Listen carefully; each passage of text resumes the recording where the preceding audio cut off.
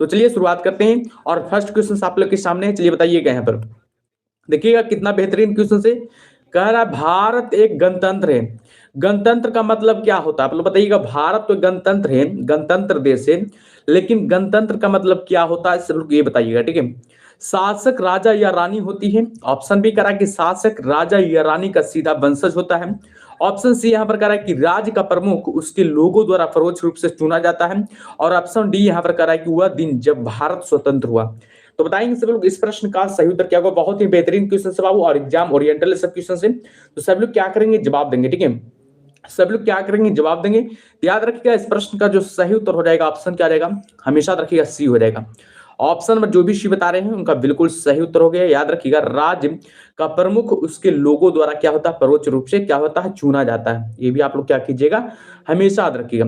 ये भी आप लोग क्या कीजिएगा, हमेशा याद रखिएगा। आप लोग एक तो प्रश्न आप लोग बता दीजिएगा, गणतंत्र की अवधारणा कहां से लिया गया, बताइएगा। भारत में गणतंत्र की अवधारणा है जो कहां से लिया गया, ये बहुत बार एग्जाम में पूछा जा सकता है। तो बताइएगा गणतंत्र की अवधारणा है जो कहां से लिया गया है। आप लोग क्या करेंगे, कमेंट बॉक्स में बता देंगे गणतंत्र की अवधारणा कहां से लिया गया, ठीक है। अब बताइएगा गणतंत्र दिवस कब मनाया जाता है, ये भी आप लोग से पूछा जा सकता है कि गणतंत्र दिवस कब मनाया जाता है, ये भी आप लोग से पूछा जा सकता है। तो दो प्रश्नों का आप लोग क्या कीजिएगा, जवाब दीजिएगा। गणतंत्र दिवस कब मनाया जाता है, ये भी आप लोग क्या कीजिएगा, जरूर बताइएगा। तो आप लोग को पता होनी चाहिए कि गणतंत्र की अवधारणा है जो फ्रांस से लिया गया है। कहां से लिया गया है, याद रखिएगा, फ्रांस से याद रखिएगा गणतंत्र की अवधारणा लिया गया है। ये आप लोग को क्या होना चाहिए, पता होनी चाहिए। लेकिन गणतंत्र दिवस कब मनाया जाता है, याद रखिएगा 26 जनवरी को। 26 जनवरी को याद रखिएगा गणतंत्र दिवस मनाया जाता है। और 15 अगस्त को याद रखिएगा, 15 अगस्त को हमेशा रखिएगा स्वतंत्र दिवस मनाया जाता है। स्वतंत्र दिवस मनाया जाता है, ये भी आप लोग को पता होनी चाहिए, ठीक है। तो चलिए क्लास को, अच्छा तो चलिए अगले क्वेश्चन को बढ़ते हैं बाबू। से लोग क्या करेंगे, अगले क्वेश्चन का जवाब देंगे। यहाँ पर देखिएगा 2 नंबर क्वेश्चन कितना बेहतरीन क्वेश्चन है। देखिएगा यहाँ पर कह रहा है कि भारत के संविधान के लागू होने के समय इसमें मूलतः कुल कितने अनुच्छेद थे। तो बताइएगा भारत के संविधान के लागू होने के समय इसमें मूलतः कुल कितने अनुच्छेद थे। तो बताइएगा पहले भारत का संविधान लागू कब किया गया था। भारत का संविधान, यहाँ पर पहले पहला प्रश्न यहीं पर बन जाता है कि भारत का संविधान लागू कब हुआ था। तो हमेशा रखिएगा 26 जनवरी 1950 को लागू हुआ था। 26 जनवरी 1950 को क्या हो गया था, भारत का संविधान लागू हो गया था। ये भी आप लोग क्या कीजिएगा, याद रखिएगा। ये भी आप लोग क्या कीजिएगा, हमेशा याद रखिएगा। चलिए आगे देखिएगा। और एक और आप लोग से प्रश्न पूछा जाता है कि यानी कि भारत का संविधान अंगीकृत कब किया गया था। याद रखिएगा 26 नवंबर 1949 को भारत का संविधान अंगीकृत किया गया था, लेकिन लागू किया गया था याद रखिएगा 26 जनवरी 1950 को, ठीक है। तो यही पूछ रहा है कि भारत के संविधान के लागू होने के समय इसमें मूलतः कुल कितने अनुच्छेद थे, ये पूछ रहा है, ठीक है। तो कितना अनुच्छेद थे, याद रखिएगा 395 अनुच्छेद थे। कितना अनुच्छेद थे, छोटू राणा जी 395 लगा रहे हैं, कुंदन कुमार जी 395, बिल्कुल बिल्कुल याद रखिएगा 395 अनुच्छेद थे। ये आप लोग क्या कीजिएगा, बिल्कुल याद रखिएगा, ठीक है। और बात किया जाए भाग की, भाग कितना था, तो याद रखिएगा भाग की बात किया जाए तो याद रखिएगा 22 था बाबू, ठीक है। भाग की बात किया जाए तो याद रखिएगा 22 भाग था। और पता होनी चाहिए कि अनुच्छेद की बात किया जाए तो अनुच्छेद 395 थे। और अनुसूची की बात किया जाए तो कितना था, याद रखिएगा अनुसूची की बात किया जाए तो याद रखिएगा 8 था, ठीक है। मूल संविधान में याद रखिएगा उस समय में 8 था, लेकिन वर्तमान में क्या हो गया है, 12 अनुसूची हो गया है। ये भी आप लोग को पता होनी चाहिए, ठीक है। ये भी आप लोग को पता होनी चाहिए। और अनुच्छेदों की संख्या वर्तमान में याद रखिएगा 450 प्लस अनुच्छेद हो गया है। 450 प्लस अनुच्छेद हो गया है, ये भी आप लोग क्या कीजिएगा, हमेशा याद रखिएगा। और भाग की संख्या वर्तमान में याद रखिएगा 25 प्लस भाग हो गया है, ये भी आप लोग क्या कीजिएगा, बिल्कुल याद रखिएगा। चलिए अगले प्रश्न को चलते हैं। अगला प्रश्न क्या कर रहा है, सब लोग क्या करेंगे, 3 नंबर क्वेश्चन का आप लोग जवाब देंगे। देखिएगा कितना बेहतरीन क्वेश्चन है। यहां पर कह रहा है कि भारत के संविधान की प्रस्तावना में प्रयुक्त शब्द गणतंत्र सूचित करता है, यानी कि भारत के संविधान की प्रस्तावना में प्रयुक्त शब्द गणतंत्र सूचित करता है। किसको सूचित करता है, सब लोग क्या करेंगे, कमेंट बॉक्स में बताएंगे इस प्रश्न का सही उत्तर क्या होगा। बहुत ही बेहतरीन क्वेश्चन है बाबू। और याद रखिएगा कि ये जो क्लास है सभी चैप्टर यानी कि सभी सब्जेक्ट से लिया गया है। जैसे देखिएगा चाहे पॉलिटी हो, पहले पॉलिटी का क्वेश्चंस मिलेगा, फिर हिस्ट्री का, फिर ज्योग्राफी का, इसी प्रकार सभी क्वेश्चंस मिलेगा, स्टैटिक तक का क्वेश्चंस मिलेगा, ठीक है। और अंत के क्लास के अंत में याद रखिएगा 10 प्लस हिंदी ले लिए, ठीक है। 10 प्लस हिंदी ले लिए ताकि आप लोग को यानी कि हिंदी का भी क्वेश्चन न छूटे एग्जाम में, ठीक है। गौतम कुमार जी 3 का बी बता रहे हैं और बताएंगे सब लोग इस प्रश्न का सही उत्तर क्या होगा। भारत के संविधान की प्रस्तावना में प्रयुक्त शब्द गणतंत्र सूचित करता है, तो छोटू राणा जी बता रहे हैं। तो यहाँ पर देखिएगा 3 नंबर क्वेश्चन का जो सही उत्तर हो जाएगा, बिल्कुल याद रखिएगा, ऑप्शन क्या रहेगा, यहाँ पर सी हो जाएगा। याद रखिएगा ऑप्शन क्या आ जाएगा यहाँ पर सी, याद रखिएगा, ठीक है, कि देश का प्रधान निर्वाचित प्रतिनिधि होता है। देश का जो प्रधान होता है कैसा होता है, याद रखिएगा, निर्वाचित क्या होता है, प्रतिनिधि होता है। जैसे आप लोग प्रधानमंत्री को ही चुनते हैं तो क्या करते हैं, निर्वाचित करते हैं, यानी कि वोट देकर उसको उनको चुनते हैं। ये भी आप लोग क्या कीजिएगा, हमेशा याद रखिएगा। ऑप्शन क्या जाएगा, सी बिल्कुल सही उत्तर हो जाएगा। और गणतंत्र की अवधारणा कहां से लिया गया है, अभी बताएं आप लोग को, फ्रांस से लिया गया बाबू, ठीक है। गणतंत्र की जो अवधारणा है वो कहां से लिया गया है, तो हमेशा याद रखिएगा फ्रांस से लिया गया है। और प्रस्तावना को याद रखिएगा संविधान की आत्मा कहा जाता है, ये भी आप लोग को पता होनी चाहिए। संविधान की आत्मा किसको कहते हैं, याद रखिएगा प्रस्तावना को कहते हैं। ये आप लोग को क्या होना चाहिए, बिल्कुल पता होना चाहिए, ठीक है। ये आप लोग को क्या होना चाहिए, बिल्कुल हमेशा पता होनी चाहिए, ठीक है। चलिए अगले प्रश्न को चलते हैं। चलिए सभी लोग का सही है। अगला प्रश्न देखिएगा आप लोग के सामने आ गया है। देखिएगा 4 नंबर क्वेश्चंस कितना बेहतरीन क्वेश्चन है, ये सब एग्जाम ओरिएंटल क्वेश्चन है, इसलिए आप लोग को यानी कि थंबनेल में लिख दिया गया है एक्सपेक्टेड क्वेश्चन, ठीक है। इसलिए आप लोग के थंबनेल में लिख दिया गया है एक्सपेक्टेड क्वेश्चन से बाबू, ठीक है। सभी एग्जाम के लिए, चाहे बिहार पुलिस मद्य निषेध की तैयारी कर रहे हैं, चाहे अगर बिहार पुलिस का अगर देखिएगा अपकमिंग है 22,771 पदों पर, उसके लिए भी क्लास बहुत ही महत्वपूर्ण साबित होगा, ठीक है। तो देखिएगा यहाँ पर कहा गया कि राष्ट्रपति और उपराष्ट्रपति दोनों की अनुपस्थिति में भारत के राष्ट्रपति का कार्यभार कौन संभालता है। बहुत बेहतरीन क्वेश्चन से, बहुत बेहतरीन क्वेश्चन से बाबू, तो सब लोग ध्यान देंगे, ठीक है।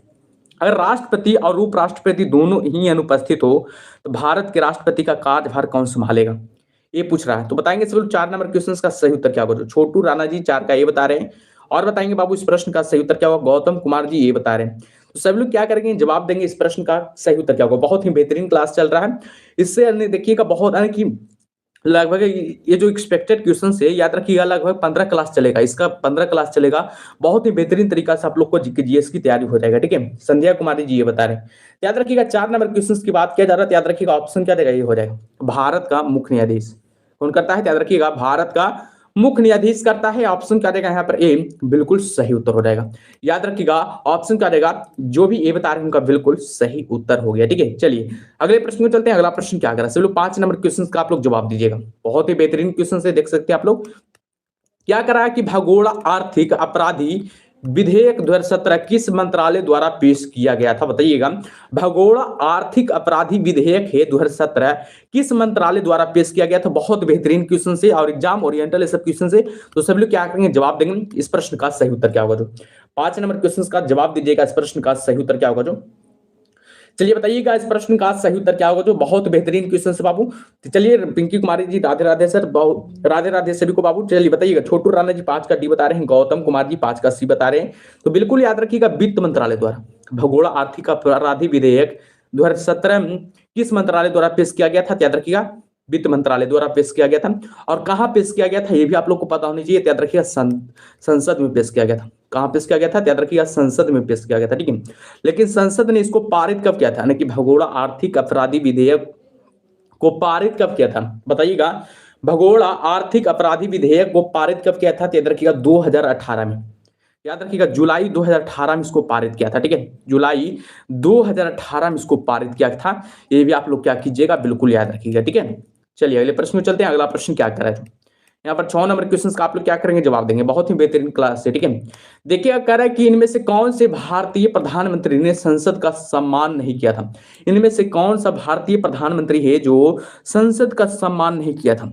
चंद्रशेखर हो जाएंगे कि मोरारजी देसाई होंगे कि बीपी सिंह होंगे कि चरण सिंह होंगे। तो बताएंगे 6 नंबर क्वेश्चन का सही उत्तर क्या होगा। बहुत ही बेहतरीन क्वेश्चन सवाल, ठीक है। तो सभी लोग जवाब देंगे इस प्रश्न का सही उत्तर क्या होगा। बहुत ही एग्जाम में पूछा गया सवाल है, तो याद रखिएगा चरण सिंह हो जाएंगे।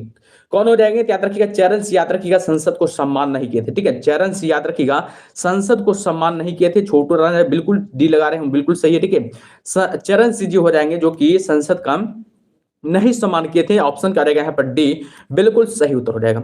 और याद रखिएगा चरण सिंह है ना, याद रखिएगा 5वें क्रम के प्रधानमंत्री थे, ठीक है। 5वें क्रम के प्रधानमंत्री थे। और प्रथम क्रम के याद रखिएगा डॉक्टर कौन थे, बताइएगा, सॉरी पंडित जवाहरलाल नेहरू थे। कौन थे, याद रखिएगा पंडित जवाहरलाल नेहरू थे। जवाहरलाल नेहरू थे, आप लोग को पता होनी चाहिए, ठीक है। पंडित जवाहरलाल नेहरू थे और ये 5वें क्रम के राष्ट्रपति थे, ठीक है। चलिए अगले प्रश्न में चलते हैं। सब लोग क्या करेंगे, अगले प्रश्न का जवाब देंगे। देखिएगा 7 नंबर क्वेश्चन कितना बेहतरीन क्वेश्चन है। यहाँ पर देखिएगा 7 नंबर क्वेश्चन कितना बेहतरीन है। क्या करा कि भारतीय संविधान के किस अनुच्छेद में वित्तीय आपातकाल से संबंधित प्रावधान वर्णित है। बहुत बार एग्जाम में पूछा जा चुका है सवाल, तो ध्यान दीजिएगा सब सवालों पर और बताएंगे सभी लोग, ठीक है। भारतीय संविधान के किस अनुच्छेद में वित्तीय आपातकाल से संबंधित प्रावधान वर्णित किया गया है। चलिए बताइएगा इस प्रश्न का सही उत्तर क्या होगा। बहुत ही बेहतरीन क्वेश्चन से ठीक है, तो चलिए जवाब दीजिएगा। सभी लोग जवाब देंगे। क्लास को हमेशा कहते हैं कि टेस्ट के रूप में लीजिए, टेस्ट आप लोग क्या करते हैं, जवाब नहीं देते हैं, ठीक है। छोटू राणा जी बता रहे हैं 360, और बताइएगा इस प्रश्न का सही उत्तर क्या होगा। गौतम कुमार जी 360 लगा रहे हैं। बिल्कुल बिल्कुल याद रखिएगा 7 नंबर क्वेश्चन का जो सही उत्तर हो जाएगा, ऑप्शन क्या हो जाएगा, याद रखिएगा सी हो जाएगा। क्या हो जाएगा, याद रखिएगा सी हो जाएगा। याद रखिएगा अनुच्छेद हो जाएगा जो कि 360 हो जाएगा।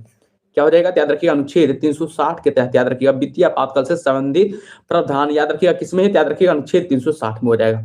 ऑप्शन क्या देगा यहाँ पर सी, बिल्कुल सही उत्तर हो जाएगा। ऑप्शन में जो भी सी बता रहे हैं उनका बिल्कुल सही उत्तर हो गया, ठीक है। अनुच्छेद 48 में याद रखिएगा, अनुच्छेद 48 में याद रखिएगा, यानी कि भारत का नियंत्रक एवं महालेखा परीक्षक के बारे में वर्णन है, ये भी आप लोग को पता होनी चाहिए, ठीक है। अनुच्छेद 72 में याद रखिएगा राष्ट्रपति का क्षमादान शक्ति, याद रखिएगा राष्ट्रपति का क्षमादान शक्ति किसमें है, याद रखिएगा, यानी कि अनुच्छेद 72 में, ये भी आप लोग को पता होनी चाहिए, ठीक है। अनुच्छेद 72 में याद रखिएगा राष्ट्रपति के क्षमादान की शक्ति है, ये भी आप लोग को पता होनी चाहिए, ठीक है। ये भी आप लोग क्या करना है, आप लोग को पता होनी चाहिए।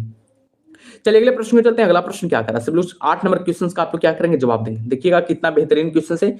8 नंबर क्वेश्चन कह रहा है कि किस विधि अधिकारी के पास संसद के दोनों सदनों में बोलने का अधिकार है। बताइए किस विधि अधिकारी के पास संसद के दोनों सदनों में बोलने का अधिकार है। बहुत बार एग्जाम में पूछा जा चुका है, तो सब लोग क्या करेंगे, जवाब देंगे। 8 नंबर क्वेश्चन का सही उत्तर क्या होगा, सभी लोग बताएंगे इस प्रश्न का सही उत्तर क्या होगा। बहुत ही बार एग्जाम में पूछा जा चुका है, तो बताएंगे सब लोग, ठीक है। याद रखिएगा इस प्रश्न का जो सही उत्तर हो जाएगा, याद रखिएगा ऑप्शन क्या रहेगा, डी हो जाएगा। बिल्कुल याद रखिएगा, जो भी डी बता रहे हैं बिल्कुल छोटू राणा जी का सही है। याद रखिएगा ऑप्शन नंबर यहाँ पर डी हो जाएगा, महान्यायवादी हो जाएगा, यानी कि अटॉर्नी जनरल हो जाएगा। ऑप्शन नंबर जो भी डी बता रहे हैं उनका बिल्कुल सही उत्तर हो गया, ठीक है। जो भी ऑप्शन नंबर डी बता रहे हैं उनका बिल्कुल सही उत्तर हो गया। याद रखिएगा अटॉर्नी जनरल हो जाएगा, यानी कि कहने का मतलब महान्यायवादी हो जाएंगे, ठीक है। चलिए सब लोग अगले प्रश्न का क्या करेंगे, जवाब देंगे। देखिएगा यहाँ पर देखिएगा ऑप्शन नीचे दिया हुआ है, आप लोग को घबराना नहीं है। देखिएगा क्या कर रहा है, भारत में राज्य पुनर्गठन आयोग की स्थापना कब हुई थी। भारत में राज्य पुनर्गठन आयोग की स्थापना कब हुई थी, बहुत बार एग्जाम में पूछा जा चुका है। बहुत इंपॉर्टेंट सवाल है बाबू, ठीक है, बहुत इंपॉर्टेंट है, ठीक है। भारत में राज्य पुनर्गठन आयोग की स्थापना कब की गई थी। छोटू राणा जी का जवाब आ चुका है, लेकिन ऑप्शन आप लोग को देंगे, ठीक है। ऑप्शन नीचे देखिएगा, यहाँ पर ऑप्शन दिया हुआ है। राज्य पुनर्गठन आयोग की स्थापना कब की गई थी, बताइएगा सभी लोग, ठीक है। 1953 में, 1951 में, 1950 में, 1952 में। बताइएगा भारत में राष्ट्रीय राज्य पुनर्गठन आयोग की स्थापना कब किया गया था, बताइएगा। सभी लोग बताएंगे इस प्रश्न का सही उत्तर क्या होगा। याद रखिएगा इसका जो सही उत्तर हो जाएगा, हमेशा रखिएगा 1953 ईस्वी, ठीक है। 1953 ईस्वी में याद रखिएगा राज्य पुनर्गठन आयोग की स्थापना किया गया था। ऑप्शन क्या रहेगा यहाँ पर ए, बिल्कुल सही उत्तर हो जाएगा। जो भी ऑप्शन नंबर ये बता रहे हैं उनका बिल्कुल सही उत्तर हो गया। लेकिन अगर फुल डेट अगर जानना चाहते हैं आप लोग, तो फुल डेट जरूर जानिएगा। क्या कर रहा है, 22 दिसंबर 1953 को याद रखिएगा भारतीय राज्य पुनर्गठन आयोग की स्थापना किया गया था। और इसका अध्यक्षता किसने की थी, बताइएगा। अध्यक्षता किसने किए थे, अभी आप लोग को पता होनी चाहिए, क्योंकि एग्जाम में पूछ दिया जाता है तो आप लोग क्या रहते हैं, ऐसे ही रह जाते हैं। अध्यक्षता किसने किया था, तो याद रखिएगा न्यायमूर्ति फजल अली, ठीक है। फजल अली याद रखिएगा, इनकी अध्यक्षता किया था। ये भी आप लोग क्या कीजिएगा, याद रखिएगा फजल अली, ठीक है। ये भी आप लोग को क्या करना है, हमेशा याद रखना, ठीक है। चलिए अगले प्रश्न में चलते हैं। अगला प्रश्न क्या करा, सब लोग क्या करेंगे, अगला प्रश्न का जवाब देंगे। देखिएगा 10 नंबर क्वेश्चन कितना बेहतरीन क्वेश्चन है, और ज्योग्राफी का एक क्वेश्चन आ गया, ठीक है। ज्योग्राफी का क्वेश्चन आप लोग के सामने आ गया। क्या करा कि आकाश गंगा की निकटतम स्पाइरल गैलेक्सी कौन सी है, बताइएगा। आकाश गंगा की निकटतम स्पाइरल गैलेक्सी कौन सी है, तो बताएंगे 10 नंबर क्वेश्चन का सही उत्तर क्या होगा। सभी लोग क्या करेंगे, जवाब देंगे इस प्रश्न का सही उत्तर क्या होगा। बहुत ही बेहतरीन क्वेश्चन है, चलिए बताइएगा। छोटू राणा जी 10 का सी बता रहे हैं, और बताएंगे सभी लोग इस प्रश्न का सही उत्तर क्या होगा। आकाश गंगा की निकटतम स्पाइरल गैलेक्सी कौन सी है, चलिए बताइएगा इस प्रश्न का सही उत्तर क्या होगा। गौतम कुमार जी शी बता रहे हैं, याद रखिएगा एंड्रोमेडा गैलेक्सी हो जाएगा। कौन हो जाएगा, याद रखिएगा एंड्रोमेडा गैलेक्सी हो जाएगा। ऑप्शन क्या रहेगा यहाँ पर सी, बिल्कुल सही उत्तर हो जाएगा। याद रखिएगा एंड्रोमेडा गैलेक्सी हो जाएगा। जो भी ऑप्शन नंबर सी बता रहे हैं उनका बिल्कुल सही उत्तर हो गया। आकाश गंगा की स्पाइरल गैलेक्सी कौन सी है, याद रखिएगा एंड्रोमेडा गैलेक्सी है। जो भी ऑप्शन नंबर सी बता रहे हैं उनका बिल्कुल सही उत्तर हो गया, ठीक है। चलिए अगले प्रश्न का जवाब दीजिएगा। यहाँ पर देखिएगा 11 नंबर क्वेश्चन कितना बेहतरीन क्वेश्चन है। क्या करा, ध्यान से पढ़िएगा। यहां पर करा किस ग्रह का नाम किसी रोमन देवी के नाम पर रखा गया है, बताइएगा किस ग्रह का नाम किसी रोमन देवी के नाम पर रखा गया, पृथ्वी का, कि शुक्र का, कि शनि का, कि बृहस्पति का। तो बताएंगे इस प्रश्न का सही उत्तर क्या होगा। सब लोग जवाब देंगे इस प्रश्न का सही उत्तर क्या होगा। किस ग्रह का नाम किसी रोमन देवी के नाम पर रखा गया है। बहुत ही बेहतरीन क्वेश्चन से छोटू राणा जी जवाब दे चुके हैं 11 कभी, और बताएंगे सब लोग इस प्रश्न का सही उत्तर क्या होगा। सब लोग जवाब देंगे इस प्रश्न का सही उत्तर क्या होगा। गौतम कुमार जी भी बता रहे हैं और बताएंगे बाबू, ठीक है। क्लास को हमेशा कहते हैं कि टेस्ट के रूप में लीजिए, आप लोग क्या करते हैं जवाब नहीं देते, ठीक है, टेस्ट के रूप में लीजिए, ठीक है। चलिए, तो 11 नंबर क्वेश्चन की बात किया जा रहा है, तो याद रखिएगा इसका जो सही उत्तर हो जाएगा ऑप्शन नंबर बी हो जाएगा, शुक्र हो जाएगा। शुक्र को याद रखिएगा, यानी कि रोमन देवी के नाम पर रखा गया है। ऑप्शन क्या देगा यहाँ पर बी, बिल्कुल सही उत्तर हो जाएगा। ऑप्शन क्या देगा यहाँ पर बी, बिल्कुल सही उत्तर हो जाएगा। सबसे चमकीला ग्रह कौन सा है, आप लोग बता देंगे सभी लोग, सबसे चमकीला ग्रह कौन सा है, सबसे चमकीला ग्रह कौन सा है, याद रखिएगा सबसे चमकीला ग्रह भी याद रखिएगा, यानी कि शुक्र ही होगा, ठीक है। और बताइएगा सांझ का तारा और भोर का तारा किसको कहते हैं, सांझ का तारा और भोर का तारा किसको कहते हैं, बता दीजिएगा आप लोग, सांझ का तारा और भोर का तारा किसको कहते हैं, तो याद रखिएगा शुक्र को कहते हैं। भोर का तारा किसको कहते हैं, याद रखिएगा शुक्र को कहते हैं, ये भी आप लोग को पता होनी चाहिए, ठीक है। और याद रखिएगा पृथ्वी को याद रखिएगा नीला ग्रह कहते हैं, नीला ग्रह किसको कहते हैं, याद रखिएगा पृथ्वी को कहते हैं, ये भी आप लोग को पता होनी चाहिए, ठीक है। इसका उपग्रह का नाम क्या है, याद रखिएगा चंद्रमा। इसका उपग्रह का नाम क्या है, याद रखिएगा चंद्रमा। इसका उपग्रह है, एकमात्र ही उपग्रह है, ठीक है। ये भी आप लोग को क्या होना चाहिए, पता होनी चाहिए, ठीक है। चलिए सब लोग अगले प्रश्न का क्या करेंगे, जवाब देंगे। देखिएगा 12 नंबर क्वेश्चन कितना बेहतरीन क्वेश्चन है। देखिएगा क्या करा है कि ग्लोब पर अक्षांश की सबसे लंबी रेखा इनमें से कौन सी है, यानी कि ग्लोब पर अक्षांश की सबसे लंबी रेखा कौन सी है, बहुत इंपॉर्टेंट है बाबू, और एग्जाम ओरिएंटल सब क्वेश्चन है, ठीक है।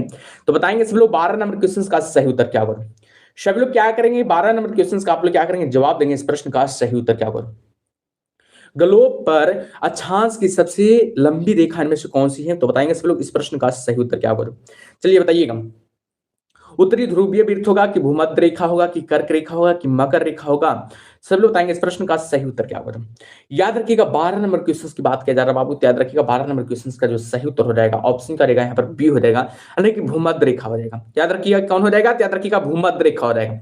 भूमध्य रेखा जो भी लगा रहे हैं उनका बिल्कुल सही उत्तर हो गया, जो भी ऑप्शन नंबर बी लगा रहे हैं उनका बिल्कुल सही उत्तर हो गया, हमेशा याद रखिएगा, ठीक है। ये सबको क्या करना है, हमेशा याद रखना, ठीक है। आइए आप लोग से एक और सवाल पूछ लेते हैं, क्योंकि इससे रिलेटेड ना कि इससे रिलेटेड पूछा जाता है सवाल। आप लोग बताइएगा कर्क रेखा भारत के कितने राज्यों से होकर गुजरती है, कर्क रेखा भारत के कितने राज्यों से होकर गुजरती है, आप लोग क्या करेंगे, जवाब देंगे, ठीक है।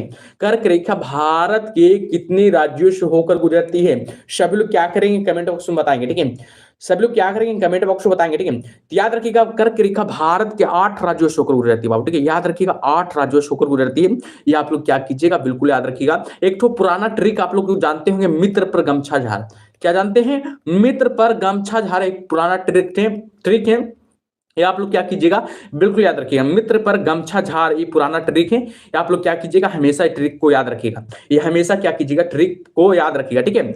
चलिए और बताइएगा कि आप लोग से पूछा जाता है कि यानी कि मानक समय रेखा, यानी कि भारत का मानक समय रेखा है जो कितने राज्यों से होकर गुजरती है, भारत का मानक समय रेखा कितने राज्यों से होकर गुजरती है, सभी बताएंगे इस प्रश्न का सही उत्तर क्या होगा। भारत का मानक समय रेखा है जो कितने राज्यों से होकर गुजरती है, ये भी आप लोग को क्या करना है, जवाब देना है, ठीक है। याद रखिएगा भारत का मानक समय रेखा है, याद रखिएगा 5 राज्यों से होकर गुजरता है, ठीक है। 5 राज्यों से होकर गुजरता है, ये आप लोग को क्या रहना है, याद रखना है, ये आप लोग को क्या करना है, हमेशा याद रखना है, ठीक है। ये आप लोग को क्या करना है, हमेशा याद रखना है। और बताइएगा ना कि कर्क रेखा और मकर रेखा एक दूसरे को किस जगह पर काटती है, बताइएगा कर्क रेखा और मकर रेखा एक दूसरे को किस जगह पर काटती है, तो हमेशा याद रखिएगा किस जगह पर काटती है, याद रखिएगा छत्तीसगढ़ में एक जो जगह है, छत्तीसगढ़ में एक तो जगह है, आप लोग याद रखिएगा सूरजपुर, कौन सा गांव, जिला है, ठीक है। छत्तीसगढ़ का जिला का नाम है सूरजपुर, वहां पर याद रखिएगा कि कर्क रेखा और मकर रेखा दोनों काटती है, आपस में मिलती है, ठीक है। ये आप लोग क्या कीजिएगा, बिल्कुल याद रखिएगा, ये आप लोग क्या कीजिएगा, बिल्कुल याद रखिएगा, ठीक है। चलिए अगले प्रश्न में चलते हैं। अगला प्रश्न क्या करा है, सब लोग क्या करेंगे 13 नंबर क्वेश्चन का आप लोग क्या करेंगे, जवाब देंगे। देखिएगा 13 नंबर क्वेश्चन कितना बेहतरीन क्वेश्चन है। कह रहा है कि निम्नलिखित में से कौन सी विश्व की सबसे खारे पानी की झीलों में से एक है, बताइएगा निम्नलिखित में से कौन सी विश्व की सबसे खारे पानी की झीलों में से एक है। बहुत बेहतरीन क्वेश्चन है बाबू, और एग्जाम ओरिएंटल सब क्वेश्चन है, तो सब लोग क्या करेंगे, छापेंगे इस प्रश्न का सही उत्तर क्या होगा। चलिए बताइएगा, गौतम कुमार जी बता रहे हैं बघेल, और बताएंगे क्या बता रहे हैं बाबू? बघेल। छोटू राणा जी बता रहे हैं डी, गौतम कुमार जी बता रहे हैं डी, बैजू कुमार जी जुड़ चुके हैं और डी बता रहे हैं। याद रखिएगा, निम्नलिखित में से कौन सी विश्व की सबसे खारे पानी की झीलों में से एक है? याद रखिएगा, यानी कि खारे पानी की झीलों में से एक की बात किया जा रहा है तो हमेशा याद रखिएगा मृत सागर झील हो जाएगा। कौन हो जाएगा? याद रखिएगा, मृत सागर हो जाएगा, मृत सागर में है स्थित। ये भी आप लोग को क्या करना है, पता रखना है, ठीक है। ऑप्शन क्या आ जाएगा यहाँ पर? सी बिल्कुल सही उत्तर हो जाएगा। ऑप्शन क्या आ जाएगा यहाँ पर? सी बिल्कुल सही उत्तर हो जाएगा। लेकिन बॉन झील होगा, ठीक है, मृत सागर में स्थित लेकिन बॉन झील हो जाएगा। ये भी आप लोगों को क्या होना चाहिए, पता होनी चाहिए, ठीक है। बॉन झील हो जाएगा जो कि मृत सागर में स्थित है। ये भी आप लोगों को क्या होना चाहिए, पता होनी चाहिए, ठीक है। ये भी आप लोगों को क्या होना चाहिए, पता होनी चाहिए, ठीक है। हमेशा याद रखिएगा। चलिए अगले प्रश्न में चलते हैं। अगला प्रश्न क्या करा, जो सभी लोग क्या करेंगे, अगला प्रश्न का जवाब देंगे, ठीक है। देखिएगा अगला प्रश्न क्या करा, 14 नंबर क्वेश्चन का आप लोग क्या करेंगे, जवाब देंगे। कितना बेहतरीन क्वेश्चन से 14 नंबर क्वेश्चन कह रहा है कि भारत देश का दक्षिणतम बिंदु कौन सा है? बताइएगा, भारत देश का दक्षिणतम बिंदु कौन सा है? सभी लोग क्या करेंगे, कमेंट बॉक्स में छापेंगे इस प्रश्न का सही उत्तर क्या होगा। सभी लोग क्या करेंगे, कमेंट बॉक्स में छापेंगे इस प्रश्न का सही उत्तर क्या होगा। बहुत बेहतरीन क्वेश्चन से बाबू, ठीक है। भारत देश का दक्षिणतम बिंदु कौन सा है? देखते होंगे आप लोग, भारत इस प्रकार से रहता है। यहाँ पर मैप नहीं पा रहे हैं आप लोग, क्या कीजिएगा, मजाक मत उड़ाइएगा, ठीक है। यहाँ पर देखिएगा, ये कौन सा बिंदु हो गया बताइएगा, उत्तरी बिंदु, उत्तरी बिंदु, ठीक है। उत्तरी बिंदु हो गया, ये दक्षिणी बिंदु हुआ। तो दक्षिणी बिंदु पूछ रहा है, ठीक है, दक्षिणी बिंदु पूछ रहा है तो बताएंगे सब लोग। दक्षिणी बिंदु पूछ रहा है, यहाँ पर मुख्य भूमि लिखना चाहिए, लेकिन दक्षिणतम बिंदु पूछ रहा है, ठीक है। मुख्य भूमि यहाँ पर नहीं लिखा हुआ है, यहाँ पर मुख्य भूमि नहीं लिखा हुआ है, दक्षिणतम बिंदु खाली पूछ रहा है, ठीक है। मुख्य भूमि लिखा रहता तो याद रखिएगा कन्याकुमारी होता। मुख्य भूमि लिखा रहता तो याद रखिएगा कन्याकुमारी होता, लेकिन यहाँ पर मुख्य भूमि नहीं लिख रहा है, इसलिए इंदिरा पॉइंट हो जाएगा। कौन हो जाएगा, याद रखिएगा इंदिरा पॉइंट हो जाएगा। ये भी आप लोग को पता होनी चाहिए। ऑप्शन क्या जाएगा यहाँ पर, डी बिल्कुल सही उत्तर हो जाएगा। जो भी ऑप्शन नंबर डी बता रहे हैं उनका बिल्कुल सही उत्तर हो गया। लेकिन मुख्य भूमि पूछता है, याद रखिएगा कन्याकुमारी। आप लोग क्या करते हैं, टिक करते हैं, ठीक है। कन्याकुमारी क्या करते हैं, टिक करते हैं। चलिए अगले प्रश्न में चलते हैं। अगला प्रश्न क्या कर रहा है, सब लोग क्या करेंगे, 15 नंबर क्वेश्चन आप लोग क्या करेंगे, जवाब देंगे। यहाँ पर देखिएगा 15 नंबर क्वेश्चन कितना बेहतरीन क्वेश्चन से क्या करा है कि कैलाश पर्वत निम्नलिखित में से किस क्षेत्र में स्थित है? बताइए, कैलाश पर्वत है जो निम्नलिखित में से किस क्षेत्र में स्थित है? बहुत ही बेहतरीन क्वेश्चन से सब लोग क्या करेंगे, जवाब देंगे। इस प्रश्न का सही उत्तर क्या होगा। कैलाश पर्वत निम्नलिखित में से किस क्षेत्र में स्थित है? हालांकि सिक्किम के क्षेत्र में स्थित है कि उत्तराखंड के कि तिब्बत के, नेपाल के? तो बताएंगे 15 नंबर क्वेश्चन का सही उत्तर क्या होगा। बहुत इंपॉर्टेंट बाबू, एग्जाम ओरिएंटल ऐसे क्वेश्चन से, तो सब लोग क्या करेंगे, जवाब देंगे। इस प्रश्न का सही उत्तर क्या होगा। चलिए जवाब दीजिएगा, इस प्रश्न का सही उत्तर क्या होगा। छोटू राणा जी सी बता रहे हैं और बताएंगे सब लोग इस प्रश्न का सही उत्तर क्या होगा। याद रखिएगा, कैलाश पर्वत निम्नलिखित में से किस क्षेत्र में स्थित है? तो हमेशा याद रखिएगा तिब्बत के क्षेत्र में स्थित है। किस क्षेत्र में स्थित है? तो याद रखिएगा तिब्बत के क्षेत्र में स्थित है। ऑप्शन क्या रहेगा यहाँ पर, सी बिल्कुल सही उत्तर हो जाएगा। याद रखिएगा ऑप्शन क्या रहेगा यहाँ पर, सी बिल्कुल सही उत्तर हो जाएगा। याद रखिएगा तिब्बत के क्षेत्र में स्थित है, हमेशा याद रखिएगा, ठीक है। जो भी ऑप्शन नंबर सी बता रहे हैं बाबू उनका बिल्कुल सही उत्तर हो गया। जो भी ऑप्शन नंबर सी बता रहे हैं उनका बिल्कुल सही उत्तर हो गया। और कैलाश पर्वत हमेशा रखिएगा ट्रांस हिमालय का भाग है, ठीक है। किस हिमालय का भाग है? याद रखिएगा ट्रांस हिमालय के भाग है। ये आप लोग को पता होना चाहिए, ट्रांस हिमालय का भाग है। ये भी आप लोग को क्या होना चाहिए, पता होना चाहिए, ठीक है। ये भी आप लोग को क्या होना चाहिए, पता होने चाहिए। और इसी हिमालय से पता है आप लोग को सिंधु जल, याद रखिएगा सिंधु नदी बहती है, सिंधु नदी निकलती है। और याद रखिएगा सतलज नदी निकलती है। किस कहां से निकलती है? याद रखिएगा कैलाश पर्वत की श्रेणी से। याद रखिएगा सिंधु नदी निकलती है, सतलज नदी निकलती है और ब्रह्मपुत्र जैसी नदियां निकलती है। ये भी आप लोग को क्या होना चाहिए, पता होनी चाहिए। ब्रह्मपुत्र जैसी नदियां निकलती है, ये भी आप लोग को क्या होना चाहिए, पता होनी चाहिए, ठीक है। चलिए अगले प्रश्न में चलते हैं। अगला प्रश्न क्या करा है, चलिए अगला प्रश्न का क्या करेंगे, जवाब देंगे। यहाँ पर देखिएगा, यहाँ पर 16 नंबर क्वेश्चन क्या है, वो दूसरे नंबर पर होगा बाबू। छोटू राणा जी बिल्कुल बिल्कुल होगा, लेकिन दूसरे नंबर पर होगा, ठीक है। मृत सागर हो जाएगा, जो कि दूसरे नंबर पर खारे पानी का झील होगा, ठीक है। पहले नंबर पर आपको पता है, ठीक है।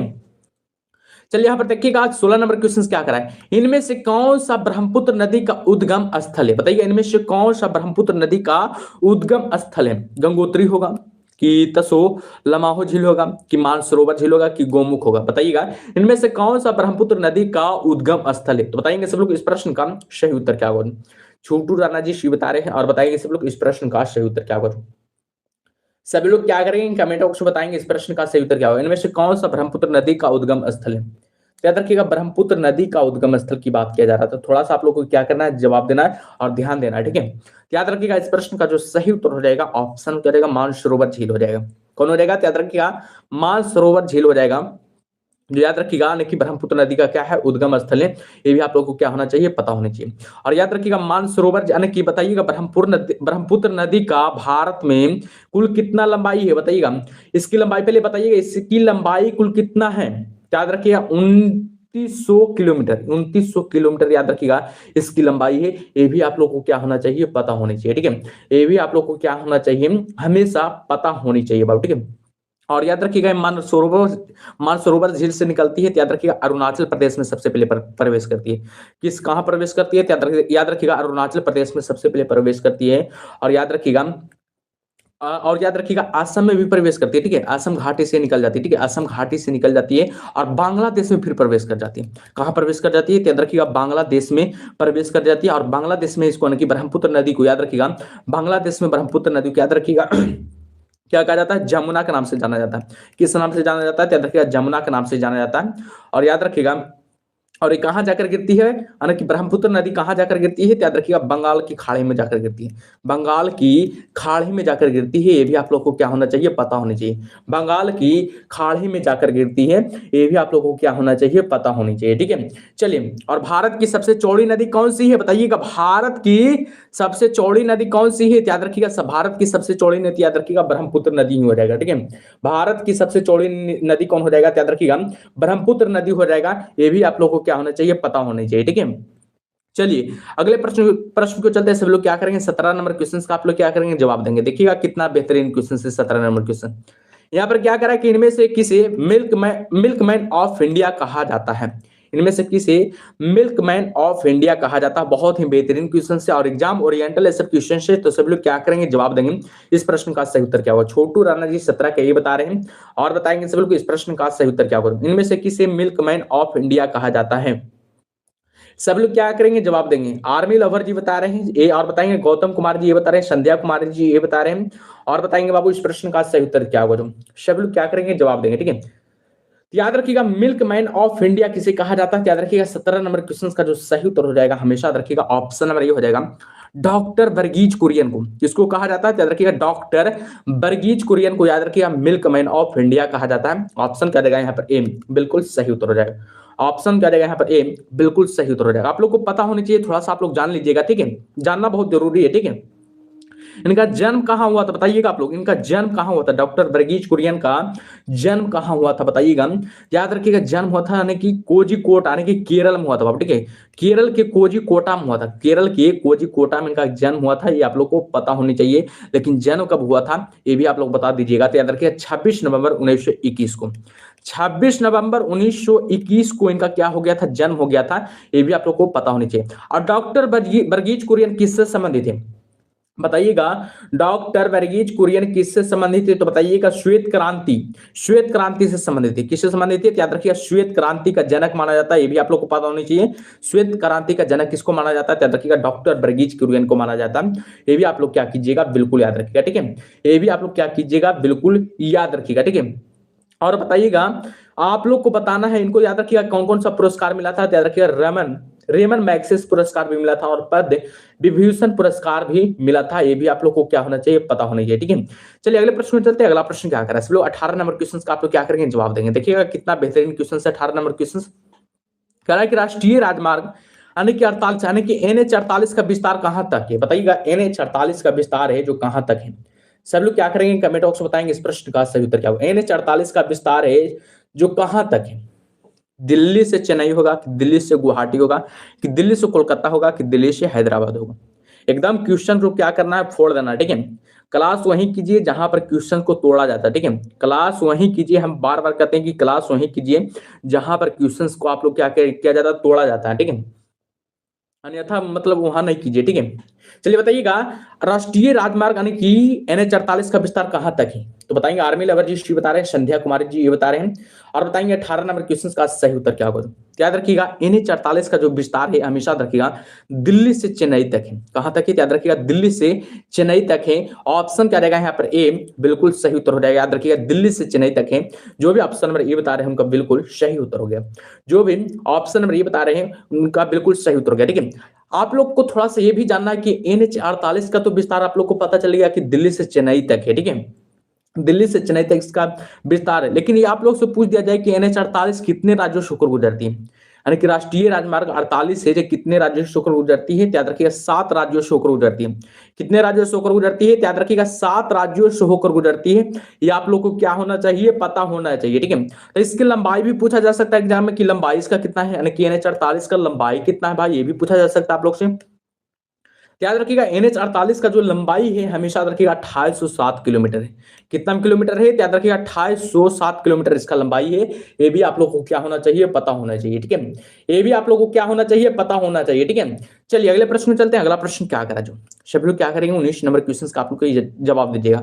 यहाँ पर 19 नंबर क्वेश्चन कितना बेहतरीन क्वेश्चन से क्या करा है कि बोधिसत्व की अवधारणा इनमें से किससे संबंधित है, बताइएगा। बोधिसत्व की अवधारणा है जो इनमें से किससे संबंधित है, बताइएगा। जैन धर्म से होगा कि हीनयान बौद्ध धर्म से होगा कि सिख धर्म से होगा कि महायान धर्म से होगा, तो बताएंगे सब लोग इस प्रश्न का सही उत्तर क्या होगा। छोटू राणा जी 19 का डी बता रहे हैं और बताएंगे सब लोग इस प्रश्न का सही उत्तर क्या होगा। बहुत ही बेहतरीन क्वेश्चन बाबू और बहुत ही बेहतरीन क्लास भी चल रहा है, ठीक है। तो बताएंगे सब लोग इस प्रश्न का सही उत्तर क्या होगा। बोधिसत्व की अवधारणा इनमें से किससे संबंधित है, 19 नंबर क्वेश्चन का आप लोग क्या करेंगे, जवाब देंगे। याद रखिएगा 19 नंबर क्वेश्चन का जो सही उत्तर हो जाएगा ऑप्शन क्या जाएगा, डी हो जाएगा। महायान बौद्ध धर्म से हो जाएगा, महायान बौद्ध धर्म से हो जाएगा। ऑप्शन क्या जाएगा यहाँ पर, डी बिल्कुल सही उत्तर हो जाएगा। जो भी ऑप्शन नंबर डी बता रहे हैं उनका बिल्कुल सही उत्तर हो गया बाबू, ठीक है। चलिए सब लोग क्या करेंगे, अगला प्रश्न का जवाब देंगे। सभी लोग क्या करेंगे, अगला प्रश्न का जवाब देंगे। देखिएगा यहाँ पर 20 नंबर क्वेश्चन क्या करा है, किस राजा की कहानी मुद्रा राक्षस नाटक का विषय है, बताइएगा। किस राजा की कहानी है जो मुद्रा राक्षस नाटक का विषय है। और याद रखिएगा ये जो प्रश्न है, और याद रखिएगा ये 2024 के एग्जाम में पूछा गया, यानी कि बिहार पुलिस के 2024 के एग्जाम में आ चुका है सवाल। आप लोग क्या कीजिएगा, प्रीवियस ईयर क्वेश्चंस लगाए होंगे उनको पता होगा। बताइएगा किस राजा की कहानी मुद्रा राक्षस नाटक का विषय है। तो 20 नंबर क्वेश्चन का आप लोग क्या करेंगे, जवाब देंगे। इस प्रश्न का सही उत्तर क्या होगा। बहुत ही बेहतरीन क्वेश्चन बाबू और एग्जाम ओरिएंटल सब क्वेश्चन से, तो बताइएगा सब लोग इस प्रश्न का सही उत्तर क्या होगा, बताएंगे सब लोग इस प्रश्न का सही उत्तर क्या होगा। याद रखिएगा इस प्रश्न का जो सही उत्तर हो जाएगा ऑप्शन नंबर डी हो जाएगा। याद रखिएगा जो भी ऑप्शन नंबर डी बता रहे हैं उनका बिल्कुल सही उत्तर हो गया, चंद्रगुप्त मौर्य को। किसको, याद रखिएगा चंद्रगुप्त मौर्य को। सीमा कुमार जी हेलो सर, सभी को बाबू हेलो। चलिए बताइएगा इस प्रश्न का जो सही उत्तर हो जाएगा क्या हो जाएगा, ऑप्शन नंबर डी हो जाएगा। जो भी डी बता रहे हैं उनका बिल्कुल सही उत्तर हो गया। अब बाकी शब्द का क्या हो गया, गलत हो गया। जो भी डी के अलावा लगाए हैं उनका बाकी सबका क्या हो गया, गलत हो गया। चलिए अगले प्रश्न में चलते हैं। अगला प्रश्न क्या करा है, सब लोग 21 नंबर क्वेश्चन का आप लोग क्या करेंगे, जवाब देंगे। देखिएगा 21 नंबर क्वेश्चन क्या करा है, क्या करा है कि राजतरंगिणी के लेखक कौन है।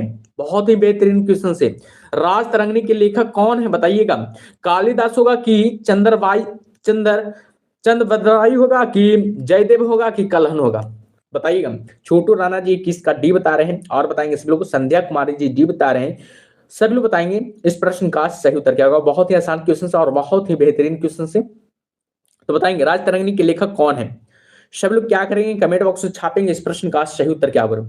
राजतरंगिणी के लेखक कौन है, याद रखिएगा राजतरंगिणी के लेखक है जो याद रखिएगा कौन है, याद रखिएगा कलहन है। बिल्कुल याद रखिएगा कलहन, जो भी लगा रहे हैं उनका बिल्कुल सही उत्तर हो गया।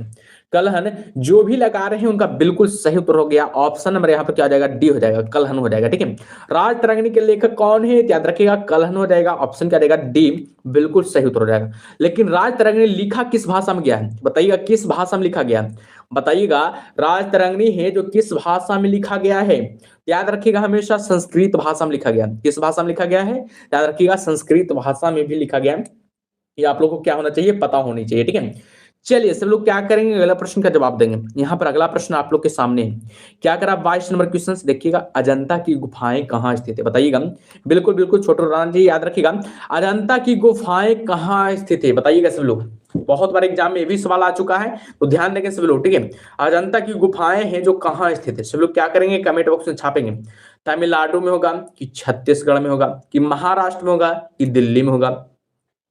तो छोटू राणा जी सी बता रहे हैं और बताएंगे सब लोग इस प्रश्न का सही उत्तर क्या होगा। अजंता की गुफाएं कहाँ स्थित है। राजू कुमार जी जुड़ चुके हैं हमसे, सी बता रहे हैं। आदित्य जी सी बता रहे हैं, संध्या कुमार जी सी बता रहे हैं और बताएंगे सब लोग इस प्रश्न का सही उत्तर क्या होगा। सभी बताएंगे बाबू इस प्रश्न का सही उत्तर क्या होगा। सीमा कुमारी जी सी बता रहे हैं। याद रखिएगा 22 नंबर क्वेश्चन की बात किया जा रहा है। याद रखिएगा अजंता की जो गुफाएं हैं कहाँ स्थित है, याद रखिएगा महाराष्ट्र में स्थित है। कहाँ स्थित है? याद रखिएगा महाराष्ट्र राज्य में स्थित है। ऑप्शन क्या रहेगा यहाँ पर? सी बिल्कुल सही उत्तर हो जाएगा। ऑप्शन क्या रहेगा यहाँ पर? सी बिल्कुल सही उत्तर हो जाएगा। और बात किया जाए कि महाराष्ट्र के किस जिला में स्थित है? महाराष्ट्र में भी किस जिला में स्थित है? याद रखिएगा औरंगाबाद जिला में। कहाँ स्थित है? याद रखिएगा औरंगाबाद जिला में स्थित है। बिल्कुल याद रखिएगा किस जिला में स्थित है? याद रखिएगा औरंगाबाद जिला में स्थित है। ये आप लोग को क्या होना चाहिए? पता होना चाहिए। ये आप लोगों को क्या होना चाहिए? याद रखिएगा पता होनी चाहिए, ठीक है। और आप लोग से पूछा जा सकता है एग्जाम में कि अजंता की गुफाएं को यानी कि विश्व यानी कि यूनेस्को की विश्व धरोहर स्थल में कब शामिल किया गया था? यानी कि अजंता की गुफाएं को यूनेस्को की विश्व धरोहर स्थल में कब शामिल किया गया था? याद रखिएगा 1983 ईस्वी में शामिल किया गया था। कब शामिल किया गया था? याद रखिएगा 1983 ईस्वी में शामिल किया गया था। ये आप लोगों को क्या होना चाहिए? पता होना चाहिए, ठीक है। ये आप लोगों को क्या होना चाहिए? पता होना चाहिए, ठीक है। चलिए बिल्कुल बिल्कुल सही है। चलिए अगले प्रश्न में चलते हैं। अगला प्रश्न क्या करा है? सब लोग बताएंगे 23 नंबर क्वेश्चन का सही उत्तर क्या होगा। सब लोग क्या करेंगे? 23 नंबर क्वेश्चन का आप लोग जवाब देंगे। देखिएगा कितना बेहतरीन क्वेश्चन कह रहा है कि अल बरूनी ने अपनी पुस्तक किताब उल हिंद, जिसको हम लोग क्या कहते हैं? मीन मकाला कहते हैं, ठीक है। किताब उल हिंद को याद रखिएगा मीन मकाला भी कहते हैं, ठीक है। किस भाषा में लिखी गई? अल बरूनी की पुस्तक का नाम क्या है? किताब उल हिंद। जो किस भाषा में लिखा गया बताइएगा? संस्कृत भाषा में लिखा गया कि अरबी भाषा में लिखा गया है कि फारसी में कि सीरियाई में? तो छोटू राणा जी का सबसे पहले जवाब आ चुका है, बी लगा रहे हैं और बताएंगे सब लोग इस प्रश्न का सही उत्तर क्या होगा। सब लोग क्या करेंगे? जवाब देंगे इस प्रश्न का सही उत्तर क्या होगा। अल बरूनी ने अपनी पुस्तक किताब उल हिंद किस भाषा में लिखी थी? राजू कुमार जी सी बता रहे हैं, संध्या कुमारी जी बी बता रहे हैं, सीमा कुमारी जी बी बता रहे हैं। याद रखिएगा 23 नंबर क्वेश्चन की बात किया जा रहा था, थोड़ा सा आप लोग क्या कीजिएगा? ध्यान दीजिएगा। याद रखिएगा इस प्रश्न का जो सही उत्तर हो जाएगा, याद रखिएगा अरबी भाषा में लिखा गया। किस भाषा में लिखा गया है? याद रखिएगा अरबी भाषा में लिखा गया। ऑप्शन का रहेगा यहाँ पर भी बिल्कुल सही उत्तर हो जाएगा। याद रखिएगा किताब उल हिंद किस भाषा में लिखा गया है? याद रखिएगा अरबी भाषा में लिखा गया है। ये आप लोग क्या कीजिएगा? बिल्कुल याद रखिएगा। ये आप लोग क्या कीजिएगा? हमेशा बिल्कुल याद रखिएगा। और बताइएगा अल बरूनी किसके साथ भारत आया था? ये भी पूछा जा सकता है एग्जाम में कि अल बरूनी किसके साथ भारत आया था? बताइएगा अल बरूनी है जो किसके साथ भारत आया था? याद रखिएगा महमूद गजनवी के साथ। किसके साथ? याद रखिएगा महमूद गजनवी के साथ भारत आया था। महमूद गजनवी के साथ भारत आया था। ये आप लोगों को क्या होना चाहिए? पता होनी चाहिए। महमूद गजनवी के साथ याद रखिएगा अल बरूनी भारत आया था, ठीक है। ये आप लोग क्या कीजिएगा? बिल्कुल याद रखिएगा। चलिए अगले प्रश्न को चलते हैं। अगला प्रश्न क्या कर रहा है? सब लोग 24 नंबर क्वेश्चन का आप लोग क्या कीजिएगा? जवाब दीजिएगा। बहुत ही आसान क्वेश्चन से थोड़ा लग रहा है कि आप लोग को बड़ा है। एक क्वेश्चन से लग रहा होगा कि आप बहुत बड़ा है। देखिएगा क्या कह रहा है कि कुतुब मीनार जो दुनिया की क्या है? सबसे ऊंची ईंटों की मीनार है। कुतुब मीनार क्या है? याद रखिएगा दुनिया की सबसे ऊंची ईंटों का मीनार है, ठीक है। इसका निर्माण कब हुआ था? याद रखिएगा 1193 ईस्वी में याद रखिएगा निर्माण हुआ था। दिल्ली सल्तनत के किस संस्थापक के आदेशों के तहत ये किया गया था? बताइएगा। बहुत ही बेहतरीन क्वेश्चन से और एग्जाम ओरिएंटल सब क्वेश्चन से तो सब लोग क्या करेंगे? जवाब देंगे। बहुत बेहतरीन है बाबू, ठीक है। बहुत आसान क्वेश्चन से जवाब आप लोग दीजिएगा, ठीक। खाली से बढ़िया से क्या कीजिए? पढ़ लीजिए, जवाब अपने आप बन जाएगा, ठीक है। चलिए बताइएगा इस प्रश्न का सही उत्तर क्या होगा। छोटू राणा जी भी बता रहे हैं और बताएंगे सब लोग इस प्रश्न का सही उत्तर क्या होगा। चलिए आदित्य गुप्ता जी भी बता रहे हैं और बताएंगे सब लोग इस प्रश्न का सही उत्तर क्या होगा। 24 नंबर क्वेश्चन का क्या करेंगे? जवाब देंगे। याद रखिएगा 24 नंबर क्वेश्चन का जो सही उत्तर हो जाएगा कुतुबुद्दीन ऐबक हो जाएगा। याद रखिएगा कुतुबुद्दीन का कौन हो जाएगा? याद रखिएगा ऐबक हो जाएगा। ऑप्शन क्या रहेगा यहाँ पर? बी बिल्कुल सही उत्तर हो जाएगा। ऑप्शन क्या रहेगा यहाँ पर? बी बिल्कुल सही उत्तर हो जाएगा, ठीक है। याद रखिएगा जो भी ऑप्शन नंबर बी बता रहे हैं उनका बिल्कुल सही उत्तर हो गया। और इसका निर्माण कब किया गया था? याद रखिएगा 1193 ईस्वी में इसका निर्माण किया गया था, ठीक है। इसका निर्माण कब किया गया था? याद रखिएगा 1193 ईस्वी में इसका निर्माण किया गया था। ये आप लोग क्या कीजिएगा? बिल्कुल याद रखिएगा। और एक और आप लोग से पूछा जाता है कि कुतुब मीनार की चौथी और पांचवी मंजिल का निर्माण कब किया गया था? चौथी और पांचवी मंजिल का निर्माण कब किया गया था? बताइएगा। पांचवी मंजिल का निर्माण कब किया गया था? बताइएगा। कुतुब मीनार के चौथी और पांचवी मंजिल का निर्माण कब किया गया था? आप लोग बता दीजिएगा थोड़ा, ठीक है। आप लोग क्या कीजिएगा? बता दीजिएगा। याद रखिएगा 1368 ईस्वी में बाबू, ठीक है। 1368 ईस्वी में याद रखिएगा चौथी और पांचवी मंजिल का क्या किया गया था? निर्माण किया गया था। ये आप लोग क्या कीजिएगा? बिल्कुल याद रखिएगा, ठीक है। ये आप लोग क्या कीजिएगा? बिल्कुल याद रखिएगा। और ये बना है ना जो कुतुब मीनार बना है, पता है आप किस चीज से बना है? याद रखिएगा मीनार ईंट से बना है, ठीक है। किस ईंट से बना है? याद रखिएगा मीनार ईंट से बना है। इसमें आप लोग को मीनार लाल बलुआ पत्थर की पत्थर का व्यक्ति होता है, ठीक है, याद रखिएगा। इसका ऊंचाई कितना है, याद रखिएगा 72.5 मीटर इसका ऊंचाई है। 72.5 मीटर इसका ऊंचाई है, आप लोग को क्या होना चाहिए, पता होनी चाहिए। 72.5 मीटर इसका क्या है, ऊंचाई है, ठीक है। अगले प्रश्न में चलते हैं। अगला प्रश्न क्या कर रहे हैं लोग, 25 नंबर क्वेश्चन का आप लोग क्या करेंगे, जवाब देंगे। बहुत ही बेहतरीन क्वेश्चन है। क्या कर रहे देखिएगा, शेरशाह सूरी का मकबरा कहाँ स्थित है, बताइएगा। शेरशाह सूरी का मकबरा है जो कहाँ स्थित है, फतेहपुर सीकरी होगा, कि दिल्ली होगा, कि सासाराम होगा, कि आगरा होगा। शेरशाह सूरी का मकबरा है जो कहाँ स्थित है, बताएंगे सब लोग। 25 नंबर क्वेश्चन का सही उत्तर क्या होगा, बहुत ही बेहतरीन क्वेश्चन है। शेरशाह सूरी का मकबरा है जो कहाँ स्थित है, छोटू राम जी, सासाराम, रोहतास बता रहे हैं। और बताएंगे सब लोग इस प्रश्न का सही उत्तर क्या होगा। जो याद रखिए, शेरशाह सूरी का जो मकबरा है, हमेशा याद रखिएगा, ऑप्शन क्या देगा, सी हो जाएगा, यानी कि सासाराम में स्थित है। कहाँ स्थित है, याद रखिएगा, सासाराम में, याद रखिएगा, शेरशाह सूरी का मकबरा स्थित है। ये आप लोग क्या कीजिएगा, बिल्कुल याद रखिएगा। शेरशाह सूरी का मृत्यु कब हुआ था, बताइएगा थोड़ा सा आप लोग। शेरशाह सूरी का मृत्यु कब हुआ था, याद रखिएगा 1545 ईस्वी में मृत्यु हो गया था। इनका मृत्यु पता है, 1545 ईस्वी में हुआ था, ठीक है। क्यों हुआ था पता है, कालिंजर के घेरे के दौरान हुआ था, ठीक है। गोला इनका, यानी कि गोला फटा हुआ था ना, कि जब कालिंजर के घेरा हो रहा था, उस टाइम क्या हो गया कि गोला फट गया, ठीक है। गोला फटने के कारण इनका मृत्यु हो गया, ठीक है। शेरशाह सूरी जी का मृत्यु गोला फटने के कारण मृत्यु हुआ था। ये भी आप लोग क्या कीजिएगा, बिल्कुल याद रखिएगा। सासाराम में इनका क्या है, मकबरा है। सासाराम में इनका क्या है, मकबरा है। और किस नदी पर बना है, याद रखिए, सोन नदी पर बना है, ठीक है। सोन नदी पर इनका बना है मकबरा। ये भी आप लोग क्या कीजिएगा, बिल्कुल याद रखिएगा। सोन नदी पर बना है ये मकबरा, ये आप लोग क्या कीजिएगा, बिल्कुल याद रखिएगा। चलिए आप लोग से आप थोड़ा सा पूछ लेते हैं, फतेहपुर सीकरी किसकी मकबरा है, बताइएगा। फतेहपुर सीकरी किसका मकबरा है, याद रखिए, सलीम चिश्ती का मकबरा है। सलीम चिश्ती का मकबरा कहाँ स्थित है, याद रखिए, आप फतेहपुर सीकरी है। ये आप लोग को क्या होना चाहिए, पता होने चाहिए, ठीक है। आगरा किसकी मकबरा है, बताइएगा। आगरा किसकी मकबरा है, याद रखिए, शाहजहां की। शाहजहां की मकबरा, जिन्होंने अपना प्यार के चलते ताजमहल का निर्माण कर दिया था, ठीक है। प्यार के चलते, याद रखिए, ताजमहल का निर्माण कर दिए थे। ये भी आप लोग को क्या होना चाहिए, पता होनी चाहिए, ठीक है। दिल्ली किसका मकबरा है, बताइएगा। दिल्ली किसका मकबरा है, याद रखिएगा, हुमायूं का मकबरा है, ठीक है। हुमायूं का मकबरा किसका, यानी कि दिल्ली किसका मकबरा है, याद रखिएगा, हुमायूं का मकबरा है। ये आप लोग क्या कीजिएगा, बिल्कुल याद रखिएगा। एक तो और आप लोग से प्रश्न पूछा जा सकता है एग्जाम में, क्योंकि औरंगजेब का मकबरा कहाँ स्थित है। औरंगजेब का मकबरा है जो कहाँ स्थित है, बता दीजिएगा आप लोग, ठीक है। औरंगजेब का मकबरा कहाँ स्थित है, आप लोग क्या कीजिएगा, बता दीजिएगा, ठीक है। औरंगजेब का मकबरा कहाँ स्थित है, याद रखिएगा। औरंगजेब का जो मकबरा है, हमेशा याद रखिएगा, कहाँ स्थित है, याद रखिएगा, कहाँ है, याद रखिएगा, औरंगाबाद में स्थित है। औरंगाबाद में स्थित है, आप लोग को क्या होना चाहिए, पता होना चाहिए। औरंगजेब का मकबरा याद रखिएगा, औरंगाबाद में स्थित है। आप लोग से एक और प्रश्न पूछा जा सकता है कि बाबर का मकबरा कहाँ स्थित है। बाबर का मकबरा है जो कहाँ स्थित है, याद रखिएगा। बाबर का मकबरा याद रखिएगा, काबुल में स्थित है। कहाँ स्थित है, याद रखिएगा, काबुल में स्थित है। ये आप लोगों को क्या होना चाहिए, पता होना चाहिए। इतना जितना फैक्ट्स बताएं, याद रखिएगा, सबको पता होना चाहिए, ठीक है। चलिए अगले प्रश्न में चलते हैं। अगला प्रश्न क्या कर रहा है, सब लोग क्या करेंगे, 26 नंबर क्वेश्चन का आप लोग क्या करेंगे, जवाब देंगे। देखिएगा 26 नंबर क्वेश्चन क्या कर रहा है, अहमद शाह अब्दाली भारत में किस एशियाई देश से आया था, बताइएगा। अहमद शाह अब्दाली भारत में किस एशियाई देश से आया था, तो बताएंगे सब लोग इस प्रश्न का सही उत्तर क्या होगा। सब लोग क्या करेंगे, 26 नंबर क्वेश्चन का जवाब देंगे। इस प्रश्न का सही उत्तर क्या होगा, बहुत ही बेहतरीन क्वेश्चन है। चलिए बताइएगा। सीमा कुमारी जी बोल रहे हैं मेरा आंसर सही था ना, क्या चीज का बता रहे हैं। चलिए बताइएगा, 26 नंबर क्वेश्चन का जवाब दीजिएगा, ठीक है।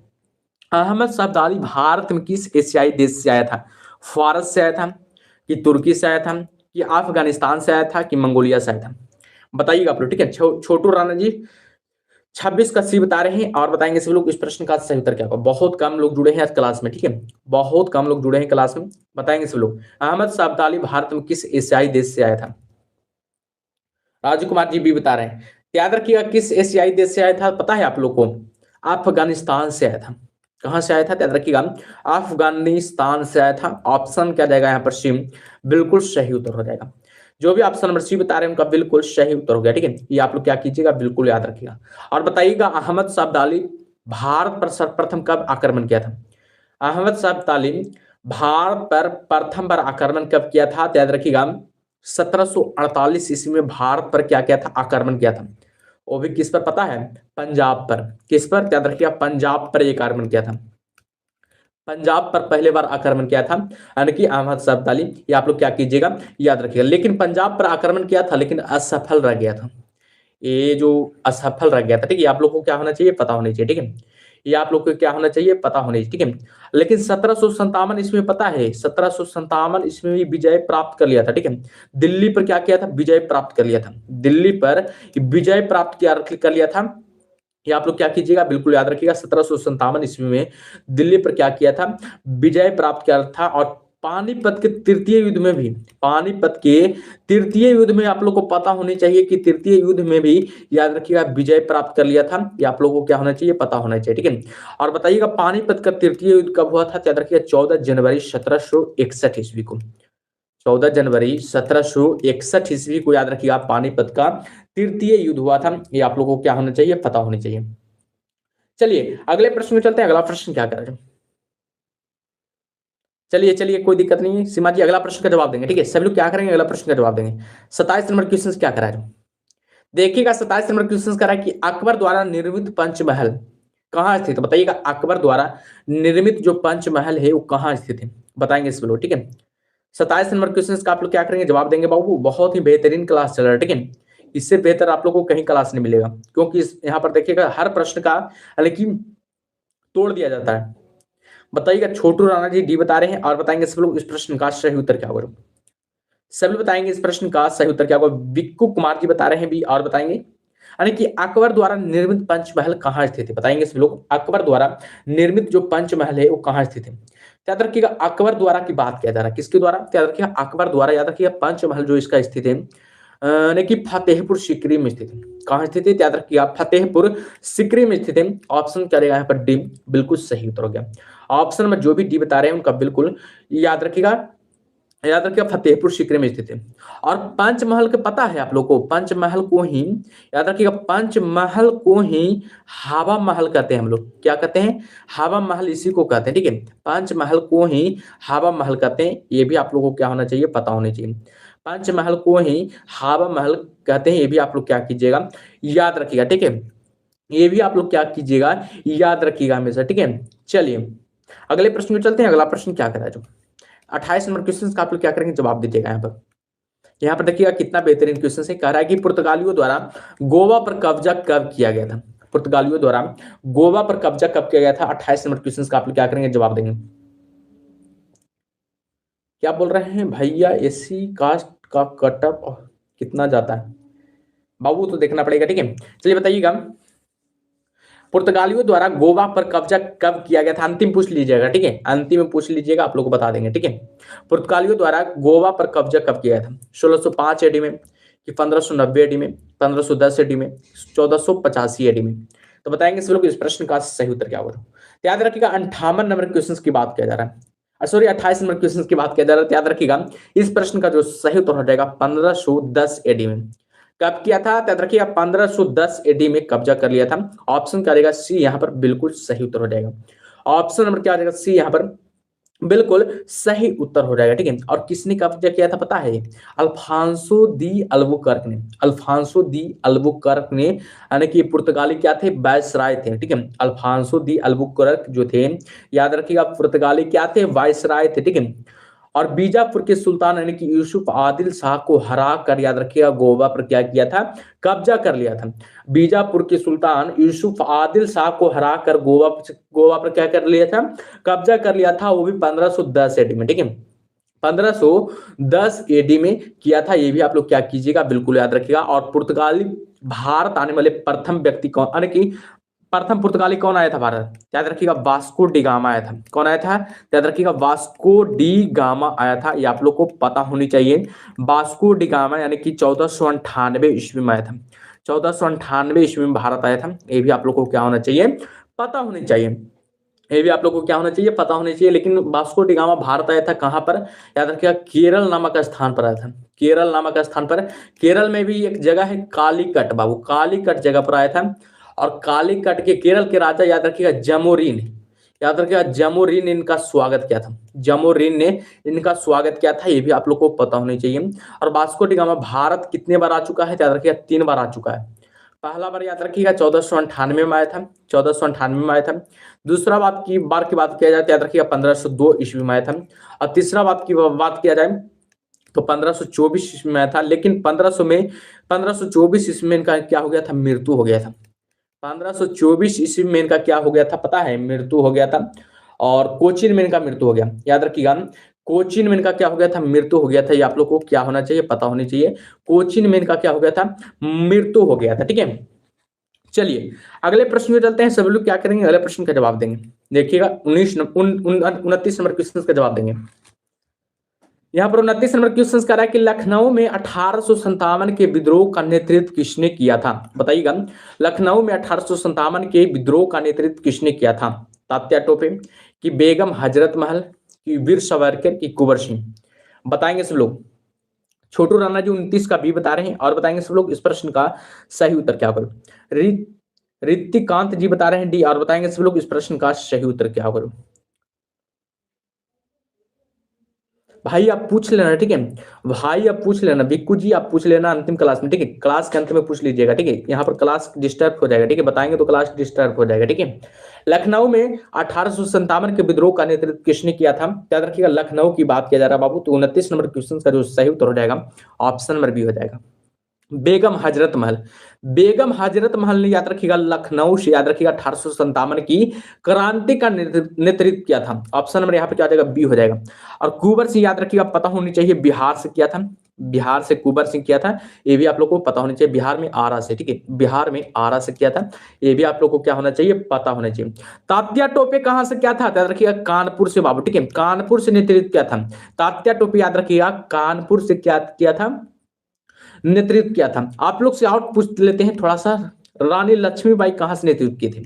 रानी लक्ष्मीबाई कहां से 1857 की क्रांति का नेतृत्व कर रहे थे? याद रखिए रानी लक्ष्मीबाई की बात किया जा रहा है, याद रखिएगा झांसी से कर रहे थे। कहां से नेतृत्व कर रहे थे? याद रखिएगा झांसी से नेतृत्व कर रहे थे। ये भी आप लोग को क्या होना चाहिए, पता होना चाहिए, ठीक है, ये भी आप लोग क्या होना चाहिए, पता होना चाहिए। और याद रखिएगा कानपुर से, याद रखिएगा नाना साहेब, नाना साहेब भी कहां से कर रहे थे? याद रखिएगा नाना साहेब भी याद रखिएगा कानपुर से नेतृत्व कर रहे थे। ये भी आप लोगों को क्या होना चाहिए, पता होना चाहिए। नाना साहेब भी याद रखिएगा कानपुर से ही कर रहे थे। और एक और सवाल पूछा जा सकता है, बेगम हजरत महल कहां से कर रहे थे?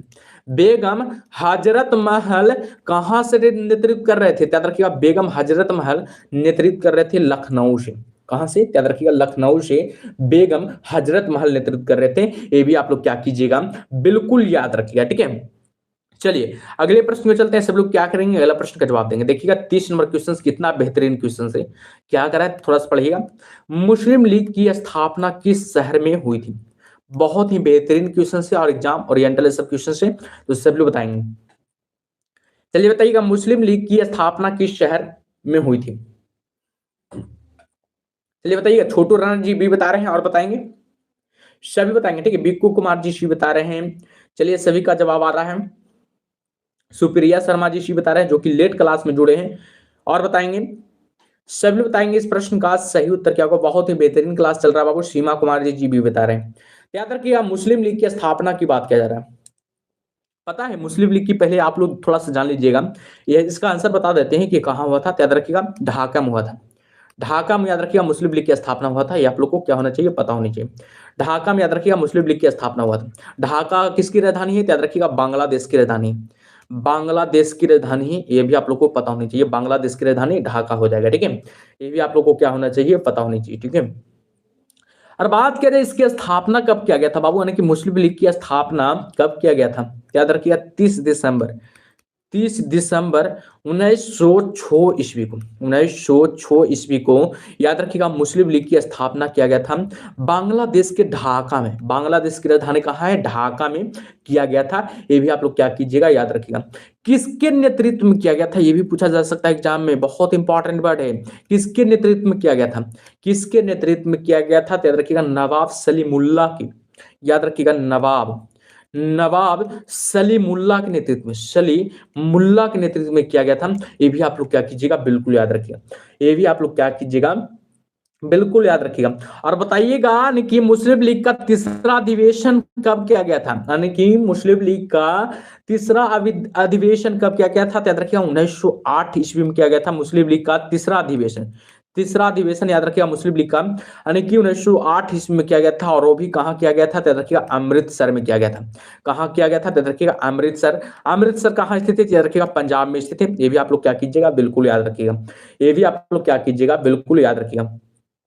ये भी आप लोग को क्या करना है, हमेशा बिल्कुल याद रखना बाबू, ठीक है। चलिए अगले प्रश्न को चलते हैं। अगला प्रश्न क्या करें, सब लोग क्या करेंगे, अगला प्रश्न का जवाब देंगे।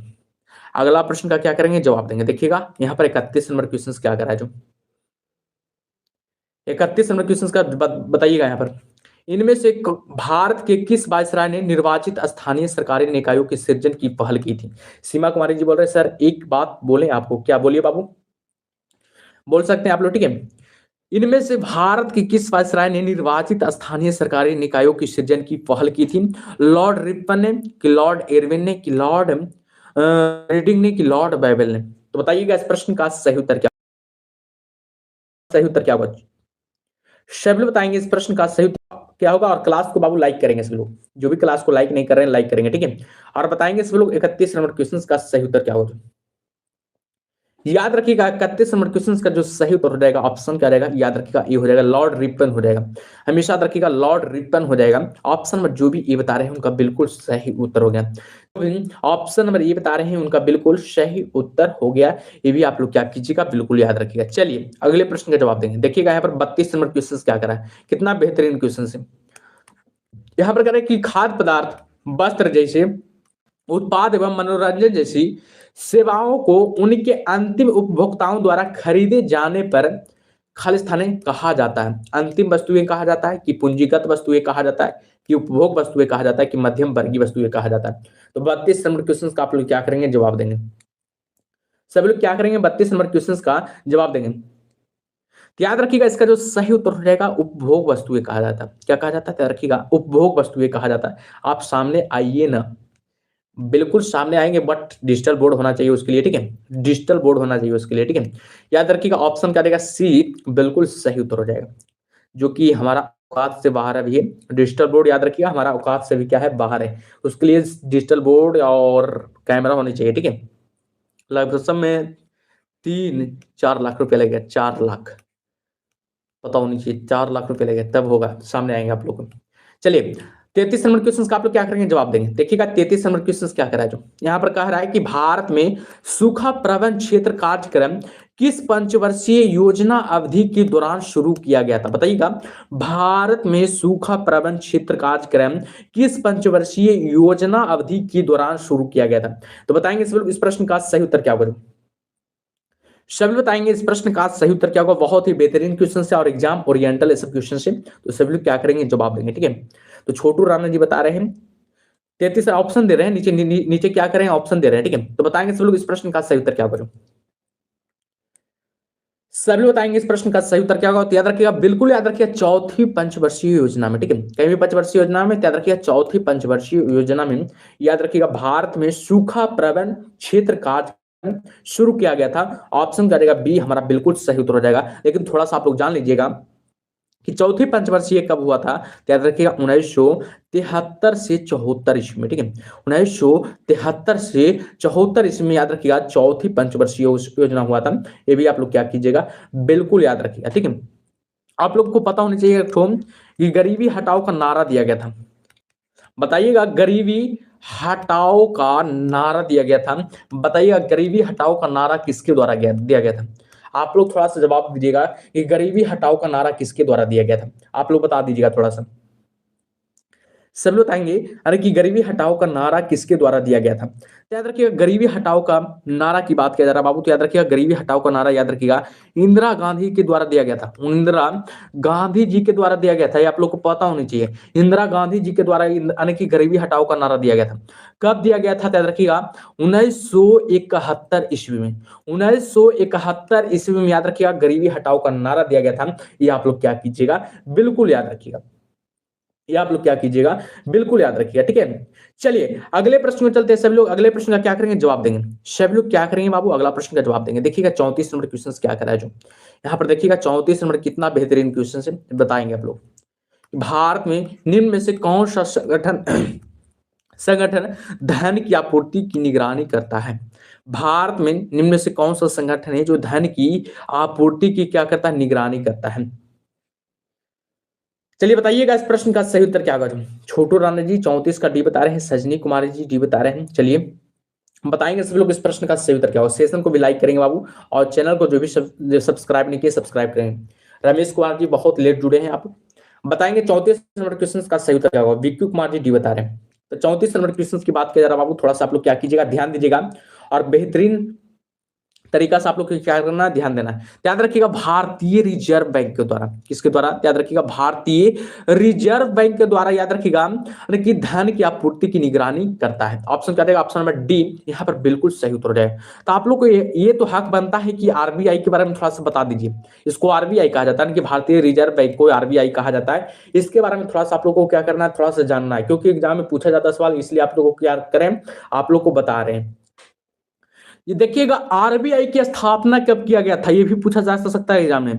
आरबीआई की स्थापना कब किया गया था, आप लोग क्या कीजिएगा, थोड़ा सा बता दीजिएगा।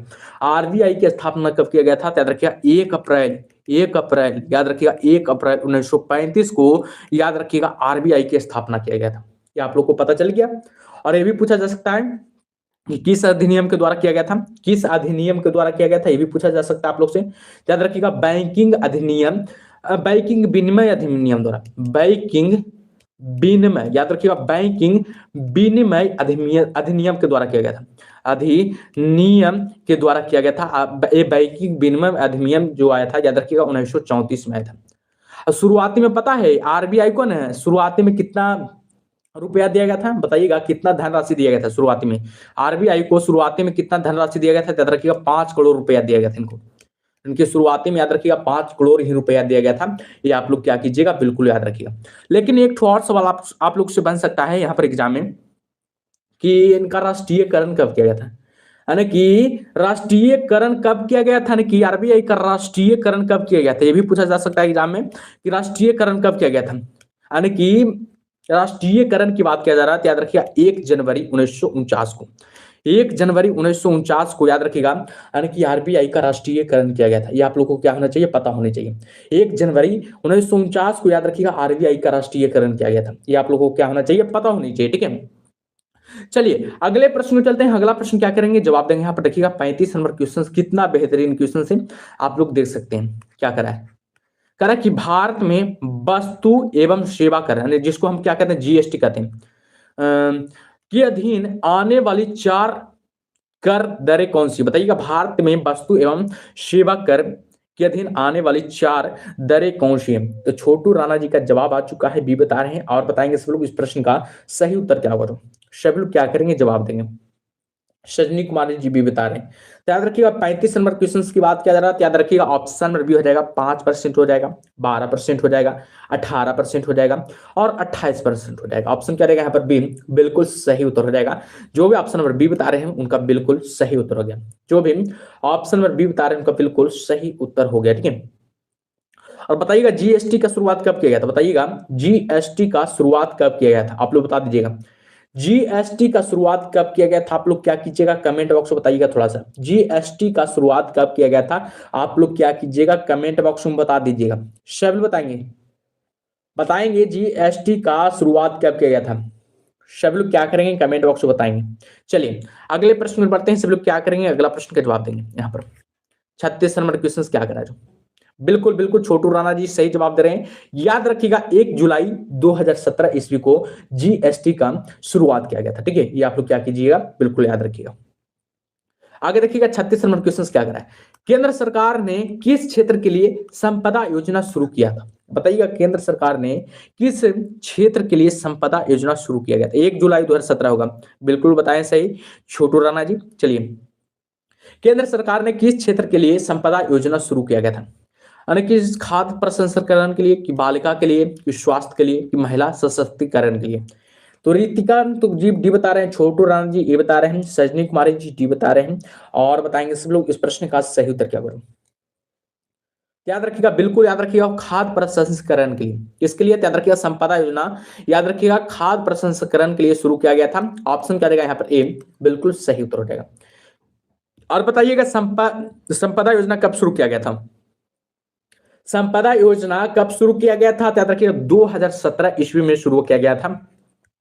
किसके द्वारा शुरू किया गया था, याद रखिएगा, किसके द्वारा शुरू किया गया था, प्रधानमंत्री के द्वारा, प्रधानमंत्री के द्वारा शुरू किया गया था। प्रधानमंत्री में भी कौन थे, याद रखिएगा नरेंद्र मोदी थे। कौन थे, याद रखिएगा नरेंद्र मोदी थे। ठीक है, ये भी आप लोगों को क्या होना चाहिए, पता होनी चाहिए। चलिए अगले प्रश्न में चलते हैं। अगला प्रश्न क्या करा जो देखिएगा, 37 नंबर क्वेश्चन क्या करा, बहुत ही बेहतरीन क्वेश्चन से सब है। क्या करा कि जवाहर रोजगार योजना का प्रारंभ कब हुआ था, बताइएगा जवाहर रोजगार योजना का प्रारंभ कब हुआ था, 1 अप्रैल 1977 में, कि 1 अप्रैल 1998 में, कि 1 अप्रैल 2012 में, कि 1 अप्रैल 1989 में। तो बताएंगे सब लोग, रितिकांत जी बता रहे हैं भी, और बताएंगे सब लोग क्या करेंगे, कमेंट बॉक्स में छाप देंगे। अगर आता है तो छाप दीजिए, ठीक है, और नहीं भी आता तो क्या कीजिएगा, गलत सलत दीजिए, क्योंकि सेट में आप लोग ऐसे छोड़ नहीं देते हैं, एग्जाम में ऐसे छोड़ नहीं देते हैं, क्वेश्चन छोड़ के आते हैं, नहीं छोड़ के आते हैं। उसी प्रकार के कीजिए, गलत भी आता है गलत भी दीजिए, लेकिन दीजिए। सजनी कुमारी जी डी बता रहे हैं, सीमा कुमारी जी डी बता रहे हैं। याद रखिएगा, अरे कि 37 नंबर क्वेश्चन की बात किया जा रहा है तो ऑप्शन क्या रहेगा यहाँ पर, डी हो जाएगा। 1 अप्रैल 1989 को जवाहर रोजगार योजना प्रारंभ कब किया गया था, याद रखिएगा 1 अप्रैल 1989 को, याद रखिएगा जवाहर रोजगार योजना का प्रारंभ किया गया था। ऑप्शन क्या देगा यहाँ पर, डी बिल्कुल सही उत्तर हो जाएगा। जो भी ऑप्शन नंबर डी बता रहे हैं उनका बिल्कुल सही उत्तर हो गया। ठीक है, ये आप लोग क्या कीजिएगा, हमेशा बिल्कुल याद रखिएगा। ठीक है, चलिए अगले प्रश्न में चलते हैं। अगला प्रश्न क्या करा, सब लोग बताएंगे 38 नंबर क्वेश्चन का सही उत्तर क्या होगा। यहां पर देखिएगा क्या करा, प्रधानमंत्री के नरेंद्र मोदी द्वारा नमामि गंगे परियोजना कब शुरू की गई थी। बहुत बार एग्जाम में पूछा गया सवाल बाबू, ठीक है, तो आप लोग क्या करेंगे, ध्यान देंगे, बहुत बार एग्जाम में आ चुका है कि प्रधानमंत्री नरेंद्र मोदी द्वारा नमामि गंगे परियोजना कब शुरू किया गया था, जून 2015 में, कि जुलाई 2014 में, कि जुलाई 2015 में, जून 2014 में। तो बताएंगे 38 नंबर क्वेश्चन का सही उत्तर क्या करूं, सभी लोग बताएंगे इस प्रश्न का सही उत्तर क्या करूं। चलिए बताइएगा इस प्रश्न का सही उत्तर क्या होगा, बहुत ही बेहतरीन क्वेश्चन से, ठीक है। याद रखिएगा नमामि गंगे की बात किया जा रहा है तो बिल्कुल याद रखिएगा 2000 का हो जाएगा। छोटू राणा जी सी बता रहे हैं, तो याद रखिएगा हमेशा 38 नंबर क्वेश्चन का जो सही उत्तर हो जाएगा 2014 में बाबू, ठीक है, जुलाई 2014 हो जाएगा, 15 नहीं होगा। याद रखिएगा जुलाई 2014 में नमामि गंगे का शुरुआत किया गया था। ऑप्शन क्या रहेगा, बी बिल्कुल सही उत्तर हो जाएगा। जो भी ऑप्शन नंबर बी बता रहे हैं उनका बिल्कुल सही उत्तर हो जाएगा। ठीक है, इसका पता है नमामि गंगे का मतलब पता है, इसका उद्देश्य क्या था पता है, नमामि गंगे परियोजना का उद्देश्य यही था कि यानी कि गंगा नदी को ना, गंगा नदी को क्या करना है, साफ करना है। इसका उद्देश्य क्या था, याद रखिएगा गंगा नदी को साफ करना है। इसका उद्देश्य क्या था, याद रखिएगा गंगा नदी को क्या करना है, सफाई करना है, सफाई करना है। और सफाई किया भी गया था, लेकिन खर्च कितना लगा था बताइएगा, यानी कि इसको यानी कि सफाई करने में खर्च कितना लगा था, आप लोग बताइएगा खर्च कितना लगा था। याद रखिएगा 20,000 करोड़ लगा था, 20,000 करोड़ लगा था खर्च सिर्फ खाली। ठीक है, ये आप लोगों को क्या होना चाहिए, पता होना चाहिए, ये आप लोगों को क्या होना चाहिए, पता होना चाहिए। ठीक है, ये आप लोगों को क्या होना चाहिए, पता होनी चाहिए। ठीक है, चलिए अगले प्रश्न को चलते हैं। अगला प्रश्न क्या करा है, सब लोग क्या करेंगे, अगला प्रश्न का जवाब देंगे। देखिएगा 39 नंबर क्वेश्चन क्या करा है, यहाँ पर करा है कि पूर्ण कुंभ मेला कितने वर्षों में एक बार आयोजित किया जाता है। देखिएगा इसमें आप लोग गलत कीजिएगा तो बहुत मतलब कि क्वालिटी लो है आप लोगों में, गलत कीजिएगा जैसे आप समझ जाएंगे क्या है, क्वालिटी लो है आप लोगों में, यानी कि एग्जाम की, यानी कि बताएंगे सब लोग तैयारी की क्वालिटी क्या है, लो है, ये बोलेंगे। पूर्ण कुंभ मेला कितने वर्षों में एक बार आयोजित किया जाता है, हर 8 वर्ष में, कि हर 12 वर्ष में, कि हर 6 वर्ष में, कि हर 4 वर्ष में। तो बताएंगे सब लोग, संध्या कुमारी जी भी बता रहे हैं, और बताएंगे सब लोग, छोटू राणा जी भी बता रहे हैं, सीमा कुमारी जी भी बता रहे हैं। चलिए बिल्कुल याद रखिएगा, पूर्ण जो कुंभ मेला लगता है पता है, हर 12 वर्ष में लगता है, हर 12 वर्ष में लगता है। ऑप्शन क्या देगा यहाँ पर, बी बिल्कुल सही उत्तर हो जाएगा। ऑप्शन क्या देगा यहाँ पर, बी बिल्कुल सही उत्तर हो जाएगा। याद रखिएगा हर 12 वर्ष में, याद रखिएगा पूर्ण कुंभ मेला लगता है। ये भी आप लोग क्या कीजिएगा, बिल्कुल याद रखिएगा, ये भी आप लोग क्या कीजिएगा, बिल्कुल याद रखिएगा। और ये हिंदू धर्म का क्या है, मेला है, हिंदू धर्म का पर्व है, हिंदू धर्म का क्या है, पर्व है। ये भी आप लोगों को क्या होना चाहिए, पता होना चाहिए। ये हिंदू धर्म का पर्व है, ये भी आप लोगों को क्या होना चाहिए, पता होनी चाहिए। और इसका आयोजन पता है 4 जगह पर किया जाता है। भारत में 4 जगहों पर किया जाता है इसका आयोजन। कहाँ-कहाँ किया जाता है? हरिद्वार में किया जाता है, प्रयागराज में जो देखे होंगे यानी कि पिछले साल ना लगा था। प्रयागराज में, उज्जैन में लगता है, नासिक में लगता है, ठीक है? 4 जगह पर लगता है मेला, ठीक है? भारत में 4 जगह पर ये मेला लगता है, ठीक है? ये भी आप लोग क्या कीजिएगा बिल्कुल याद रखिएगा। चलिए, अगले प्रश्न में चलते हैं। अगला प्रश्न क्या करा है? देखिएगा यहाँ पर 40 नंबर क्वेश्चन क्या करा है, बहुत ही बेहतरीन क्वेश्चन है। यहाँ पर देखिएगा क्या करा कि भरतनाट्यम की उत्पत्ति किस राज्य में हुई थी? बताइएगा भरतनाट्यम की जो उत्पत्ति हुई थी किस राज्य में हुई थी? केरल में हुई थी कि गुजरात में हुई थी कि तमिलनाडु में कि उड़ीसा में? तो सभी लोग बताएंगे। छोटू राणा जी बता रहे हैं 40 का सी। और बताएंगे सभी लोग इस प्रश्न का सही उत्तर क्या होगा। सब लोग क्या करेंगे, जवाब देंगे इस प्रश्न का सही उत्तर क्या होगा। जो भी न्यू स्टूडेंट है क्या कर लेंगे, चैनल को सब्सक्राइब कर लेंगे और क्या करेंगे, लाइक भी कर देंगे वीडियो को, ठीक है? सीमा कुमारी जी शी बता रहे हैं, संध्या कुमारी जी शी बता रहे हैं। याद रखिएगा भरतनाट्यम की जो किस राज्य में उत्पत्ति हुई थी? याद रखिएगा 40 नंबर क्वेश्चन की बात किया जा रहा है। याद रखिएगा इस प्रश्न का जो सही उत्तर हो जाएगा हमेशा रखिएगा ऑप्शन नंबर सी हो जाएगा, तमिलनाडु में, ठीक है? तमिलनाडु राज्य में याद रखिएगा भरतनाट्यम की उत्पत्ति हुई थी। ये भी आप लोगों को क्या होना चाहिए, पता होना चाहिए। ऑप्शन नंबर जो भी सी बता रहे हैं उनका बिल्कुल सही उत्तर हो गया। और याद रखिएगा भरतनाट्यम को याद रखिएगा सबसे प्राचीन नृत्य माना जाता है। सबसे प्राचीन नृत्य किसको माना जाता है बताइएगा आप लोग, सबसे प्राचीन नृत्य किसको माना जाता है? याद रखिएगा भरतनाट्यम को सबसे प्राचीन नृत्य माना जाता है। ये भी आप लोग क्या कीजिएगा बिल्कुल याद रखिएगा।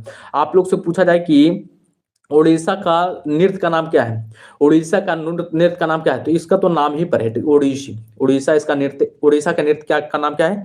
याद रखिएगा ओडिसी हो जाएगा। केरल का आप लोग बता दीजिएगा, केरल का हो जाएगा कथकली। कथकली लोकप्रिय नृत्य है सभी, क्योंकि एग्जाम में से पूछा जाता है कथकली कहाँ का लोकप्रिय नृत्य है, याद रखिएगा केरल को हो जाएगा। कथकली कहाँ का लोकप्रिय नृत्य है, याद रखिएगा केरल को हो जाएगा, ठीक है? आप लोग से एक और सवाल पूछते हैं, मोहिनी अट्टम के बारे में बता दीजिएगा। मोहिनी अट्टम के थोड़ा सा बारे में बता दीजिएगा। मोहिनी अट्टम है जो कहाँ का नृत्य मोहिनी अट्टम है जो कहाँ का लोकप्रिय नृत्य बता दीजिएगा। मोहिनी अट्टम कहाँ का लोकप्रिय नृत्य आप लोग बता दीजिएगा थोड़ा, ठीक है? आप लोग बता दीजिएगा मोहिनी अट्टम कहाँ का लोकप्रिय नृत्य। और एक और पूछ लेते हैं, कथक, कथक कहाँ का है? कथक कहाँ के बताइएगा, कथक कहाँ के? बिल्कुल बिल्कुल याद रखिएगा। मोहिनी अट्टम भी याद रखिएगा कहाँ का हो जाएगा, केरल का ही हो जाएगा। ये भी याद रखिएगा केरल का ही होगा। अब कथक कहाँ का हो जाएगा, याद रखिएगा कथक हमेशा याद रखिएगा उत्तर प्रदेश का हो जाएगा। उत्तर प्रदेश का लोकप्रिय नृत्य हो जाएगा कथक, ठीक है? आप लोग से ये भी आप लोग से पूछ लेते हैं कुचिपुड़ी, क्योंकि ये सब एग्जाम में पूछा जाता है इसलिए पूछते हैं, नहीं तो नहीं पूछते। कुचिपुड़ी बताइएगा, कुचिपुड़ी कहाँ का लोकप्रिय नृत्य? कुचिपुड़ी है जो कहाँ का लोकप्रिय नृत्य है? याद रखिएगा कुचिपुड़ी की बात किया जा रहा है बाबू, ठीक है? कुचिपुड़ी की बात किया जा रहा है, तो थोड़ा सा आप लोग क्या कीजिएगा, ध्यान दीजिएगा। कुचिपुड़ी हमेशा याद रखिएगा आंध्र प्रदेश बाबू, ठीक है? आंध्र प्रदेश का लोकप्रिय नृत्य, आंध्र प्रदेश का लोकप्रिय नृत्य आप लोग क्या कीजिएगा बिल्कुल याद रखिएगा, आंध्र प्रदेश का लोकप्रिय नृत्य। और एक छोटे त्योहार के बारे में पूछ लेते हैं जो कि प्रसिद्ध है, असम का। असम का एक त्योहार है जो कौन है, याद रखिएगा बिहू। असम का त्योहार का नाम क्या है, बिहू, जो कि प्रसिद्ध त्योहार है। क्योंकि एग्जाम में बहुत बार आ चुका है इसलिए आप लोग को बता दिए, बिहू हो जाएगा, ठीक है? चलिए अगले प्रश्न में चलते हैं। अगला प्रश्न क्या करा, 41 नंबर क्वेश्चन का आप लोग क्या करेंगे, जवाब देंगे। यहाँ पर देखिएगा 41 नंबर क्वेश्चन क्या करा है, इनमें से किस संगीत वाद्य यंत्र में कीबोर्ड होता है? इनमें से किस संगीत वाद्य यंत्र में कीबोर्ड होता है? इसमें आप लोग को गलत नहीं करना है, ठीक है? इसमें आप लोग को गलत नहीं करना है, बहुत गलत कर लिए आप लोग, ठीक है? घटम होगा कि संतूर होगा कि हारमोनियम होगा कि शहनाई होगा? कीबोर्ड की बात किया जा रहा है। थोड़ा सा आप लोग क्या कीजिएगा, ध्यान दीजिएगा, दिमाग लगाइएगा, तुरंत आ जाएगा आंसर। दिमाग थोड़ा सा लगाना है। कीबोर्ड की बात किया जा रहा है, इसमें गलत नहीं कीजिएगा आप लोग, ठीक है? चलिए बताइएगा, सभी लोग जवाब देंगे इस प्रश्न का सही उत्तर क्या करो, इनमें से किस संगीत वाद्य यंत्र में कीबोर्ड है? चलिए छोटू राणा जी का जवाब आ चुका है और बताएंगे सब लोग। कीबोर्ड आप लोग को पता ही चल गया, हारमोनियम बाबू, ठीक है? किस में हो जाएगा, बिल्कुल सीमा कुमारी जी बिल्कुल सही है। याद रखिएगा हारमोनियम में कीबोर्ड होता है। हारमोनियम में क्या होता है, कीबोर्ड होता है। ऑप्शन नंबर यहाँ पर क्या हो जाएगा, सी, बिल्कुल सही उत्तर हो जाएगा। आप लोग देखे होंगे हारमोनियम, हारमोनियम देखेंगे यहाँ पर उजला हो जाएगा, एक ठो काला रहता है, यहाँ पर फिर उजला रहता है, दो ठो उजला रहता है, लगता है दो ठो रहता है, एक ठो फिर काला रहता है, इसी करके नहीं रहता है। ये सबको, यही सबको क्या बोला जाता है, कीबोर्ड बोला जाता है। यही सबको क्या बोला जाता है, कीबोर्ड बोला जाता है। ये आप लोग क्या कीजिएगा, बिल्कुल याद रखिएगा। चलिए अगले प्रश्न में चलते हैं। अगला प्रश्न क्या करा, यहाँ पर देखिएगा 42 नंबर क्वेश्चन क्या करा, देखिएगा 42 नंबर क्वेश्चन करा है कि इनमें से कौन सी पुस्तक डॉक्टर अब्दुल कलाम द्वारा लिखी गई? इनमें से कौन सी पुस्तक है जो डॉक्टर अब्दुल कलाम द्वारा लिखी गई? तो बताएंगे सब लोग इस प्रश्न का सही उत्तर क्या करूं। सभी लोग बताएंगे इस प्रश्न का सही उत्तर क्या होगा। बहुत ही बेहतरीन क्वेश्चन है और एग्जाम ओरिएंटल सब क्वेश्चन है, ठीक है। सभी लोग जवाब देंगे इस प्रश्न का सही उत्तर क्या करूं। बहुत ही बेहतरीन क्वेश्चन जवाब, ठीक है। बहुत ही बेहतरीन क्वेश्चन से तो याद रखिएगा इस प्रश्न का जो सही उत्तर हो जाएगा ऑप्शन क्या हो जाएगा, डी हो जाएगा। बिल्कुल याद रखिएगा, जो भी डी बता रहे हैं उनका बिल्कुल सही है। याद रखिएगा the life tree, the life tree हो जाएगा, जो कि याद रखिएगा किसके द्वारा लिखा गया है, याद रखिएगा डॉक्टर अब्दुल कलाम के द्वारा लिखा गया है। ऑप्शन क्या देगा यहाँ पर, डी बिल्कुल सही उत्तर हो जाएगा, ठीक है। चलिए अगले प्रश्न का जवाब देंगे। देखिएगा 44 नंबर क्वेश्चन कितना बेहतरीन क्वेश्चन है। यहाँ पर 44 नंबर क्वेश्चन का आप लोग क्या करेंगे, जवाब देंगे। यूनिसेफ का मुख्यालय कहाँ स्थित है, बताइएगा। बहुत बार एग्जाम में पूछा जा चुका है, यूनिसेफ का मुख्यालय कहाँ स्थित है, बताएंगे सब लोग, ठीक है। सब लोग क्या करेंगे, जवाब देंगे। और याद रखिएगा 65 क्वेश्चन तो है ही है, प्लस में 10 क्वेश्चन से हिंदी का है भी बाबू, ठीक है। 65 क्वेश्चन तो है जीके का ही, एक्सपेक्टेड क्वेश्चन से, और याद रखिएगा प्लस 10 क्वेश्चन हिंदी का भी है। तो क्या कीजिएगा, अंत तक क्लास में रहिएगा, ठीक है। अगर तैयारी करना है ना अच्छा से, तो क्या कीजिएगा, अंत तक क्लास में रहना है। चलिए बताइए, छोटू राणा जी भी बता रहे हैं, सीमा कुमारी जी भी बता रहे हैं। तो याद रखिएगा 44 नंबर क्वेश्चन का जो सही उत्तर हो जाएगा ऑप्शन नंबर डी हो जाएगा, न्यूयॉर्क होगा। सभी का गलत है, याद रखिएगा न्यूयॉर्क हो जाएगा। यूनिसेफ का मुख्यालय कहां हो जाएगा, तो याद रखिएगा न्यूयॉर्क हो जाएगा। जो भी ऑप्शन नंबर डी बता रहे हैं उनका बिल्कुल सही उत्तर होगा। जो भी ऑप्शन नंबर डी बता रहे हैं उनका बिल्कुल सही उत्तर हो गया, ठीक है। और याद रखिएगा यहाँ पर अगर यूनिसेफ की जगह पर क्या दिया रहेगा हिंदी में, इसका दिया रहेगा संयुक्त संयुक्त राष्ट्र बाल कोष का मुख्यालय कहाँ है, राष्ट्र बाल कोष का मुख्यालय कहाँ है। तो ये भी याद रखिएगा न्यूयॉर्क में होगा, इसी का नाम है हिंदी में, यानी कि फुल फॉर्म यहाँ पर दिया हुआ है, यूनिसेफ लिखा है लेकिन इसका हिंदी में फुल फॉर्म हो जाएगा, यानी कि संयुक्त राष्ट्र बाल कोष का मुख्यालय याद रखिएगा न्यूयॉर्क में हो जाएगा। और बात किया जाए इसका स्थापना कब किया गया था, यानी कि यूनिसेफ का स्थापना कब किया गया था, बता दीजिएगा। यूनिसेफ का स्थापना कब किया गया था, तो याद रखिएगा 11 दिसंबर 1946 को। 11 दिसंबर 1946 को याद रखिएगा यूनिसेफ का मुख्यालय यानी कि स्थापना किया गया था। और इसी समय याद रखिएगा संविधान सभा का दूसरी बैठक हुआ था, संविधान का दूसरी बैठक हुआ था, ये भी आप लोग को पता होनी चाहिए। हम क्वेश्चन को क्या करना, तोड़ मरोड़ देना, ठीक है। संविधान का दूसरी बैठक हुआ था, ये भी आप लोग को क्या होना चाहिए, पता होनी चाहिए। ये भी आप लोग को क्या होना चाहिए, पता होनी चाहिए, ठीक है। चलिए अगले प्रश्न में चलते हैं। अगला प्रश्न क्या करें, चलिए अगले प्रश्न का जवाब देंगे। देखिएगा 45 नंबर क्वेश्चन क्या कर रहा है, जवाब देंगे। यहाँ पर कह रहा है कि अंतरिक्ष में जाने वाले पहले भारतीय कौन थे, बताइएगा। अंतरिक्ष में जाने वाले पहले भारतीय कौन थे, बहुत ही बेहतरीन क्वेश्चन है। आप लोग क्या करेंगे, जवाब देंगे। यानी कि अंतरिक्ष में जाने वाले प्रथम भारतीय कौन थे, सब लोग क्या करेंगे, जवाब देंगे। इस प्रश्न का सही उत्तर क्या होगा, बाबू गलत बता रहे हैं आप, गलत। यूनेस्को पेरिस में नहीं होगा, अमेरिका के, याद रखिएगा अमेरिका के एक तो शहर है न्यूयॉर्क शहर में, ठीक है। अमेरिका के न्यूयॉर्क शहर में, याद रखिएगा। पेरिस में कहा हो जाएगा। अंतरिक्ष में जाने वाले पहले भारतीय कौन थे, गलत कर रहे हैं आप भी, बताइएगा। अंतरिक्ष में जाने वाले पहले भारतीय कौन थे, याद रखिएगा कौन थे, याद रखिएगा राकेश शर्मा हो जाएगा। कौन हो जाएगा, याद रखिएगा राकेश शर्मा हो जाएगा। ऑप्शन क्या रहेगा यहाँ पर, सी बिल्कुल सही उत्तर हो जाएगा। जो भी ऑप्शन नंबर सी बता रहे हैं उनका बिल्कुल सही उत्तर हो गया। इनका जन्म कब हुआ था, याद रखिएगा। जन्म की बात किया जाए तो याद रखिएगा 13 जनवरी, 13 जनवरी, याद रखिएगा 13 जनवरी 1949 को इनका जन्म हुआ था। 1949 को जन्म हुआ था। ये आप लोग क्या कीजिएगा, बिल्कुल याद रखिएगा। ये कहां से बिलोंग करते हैं, याद रखिएगा पंजाब, पंजाब के पटियाला से बाबू, ठीक है। पंजाब के पटियाला में इनका जन्म हुआ था, ये लिख रहे हैं। पंजाब के पटियाला में इनका क्या हो गया था, जन्म हो गया था। ये भी आप लोग क्या कीजिएगा, बिल्कुल याद रखिएगा। ये भी आप लोग क्या कीजिएगा, बिल्कुल याद रखिएगा, ठीक है। और याद रखिएगा ये यानी कि अंतरिक्ष में कब गए थे, याद रखिएगा 1984 ईस्वी में, 1984 ईस्वी में याद रखिएगा अंतरिक्ष में गए थे। ये भी आप लोग क्या कीजिएगा, हमेशा याद रखिएगा। और अशोक चक्र से याद रखिएगा, इनको अशोक चक्र से सम्मानित भी किया गया था, याद रखिएगा। अशोक चक्र, अशोक चक्र से किनको सम्मानित किया गया था, याद रखिएगा राकेश शर्मा को अशोक चक्र से भी सम्मानित किया गया था। ये भी आप लोग क्या कीजिएगा, हमेशा याद रखिएगा। चलिए अगले प्रश्न में चलते हैं। अगला प्रश्न क्या करा है, चलिए बताइएगा। यहाँ पर फुल फॉर्म है, क्या करा है, देखिएगा करा कि रॉ का पूरा अर्थ क्या है, रॉ का पूरा अर्थ क्या है, यानी कि फुल फॉर्म पूछ रहा है, ठीक है। तो बताएंगे रॉ का पूरा अर्थ क्या है, बहुत इंपॉर्टेंट क्वेश्चन है। सभी बताएंगे रॉ का पूरा अर्थ क्या है। चलिए बताइएगा इस प्रश्न का सही उत्तर क्या होगा, फुल फॉर्म पूछ रहा है, ठीक है। आप लोग यहाँ पर अंदाजा लगाकर भी दे सकते हैं जवाब। चलिए बताइएगा इस प्रश्न का सही उत्तर क्या होगा, रॉ का फुल फॉर्म क्या है। याद रखिएगा रॉ का जो फुल फॉर्म हमेशा याद रखिएगा, ऑप्शन करेगा बी हो जाएगा। याद रखिएगा ऑप्शन करेगा यहाँ पर बी हो जाएगा, रिसर्च एंड एनालिसिस विंग हो जाएगा। रिसर्च एंड एनालिसिस क्या हो जाएगा, विंग हो जाएगा। ऑप्शन करेगा यहाँ पर बी, बिल्कुल सही उत्तर हो जाएगा। ऑप्शन करेगा यहाँ पर बी, बिल्कुल सही उत्तर हो जाएगा। और बात किया जाए इसका स्थापना कब किया था, यानी कि रॉ की याद रखिएगा स्थापना किया गया था, हमेशा याद रखिएगा 21 सितंबर 1968 हो जाएगा, यानी कि 21 सितंबर 1968 को इसकी स्थापना किया गया था। ये पता है रॉ एक प्रकार का क्या है, खुफिया एजेंसी है, ठीक है। खुफिया क्या है, भारत की एक प्रमुख खुफिया क्या है, एजेंसी है, ठीक है। ये आप लोग क्या कीजिएगा, बिल्कुल याद रखिएगा। और रॉ का मुख्यालय पता है कहाँ है, रॉ का मुख्यालय नई दिल्ली में। रॉ का मुख्यालय है जो कहाँ स्थित है, याद रखिएगा नई दिल्ली में स्थित है। ये भी आप लोग क्या कीजिएगा, बिल्कुल याद रखिएगा, नई दिल्ली में इसका मुख्यालय है। नई दिल्ली में इसका क्या है, मुख्यालय है। ये भी आप लोग क्या कीजिएगा, बिल्कुल याद रखिएगा। और रॉ के प्रथम वर्तमान अध्यक्ष कौन है, याद रखिएगा रवि सिन्हा। रवि सिन्हा याद रखिएगा रॉ के प्रथम यानी कि अध्यक्ष है। ये भी आप लोग को क्या होना चाहिए, पता होनी चाहिए। चलिए अगले प्रश्न में चलते हैं। अगला प्रश्न क्या करें, 47 नंबर क्वेश्चन का जवाब दीजिएगा।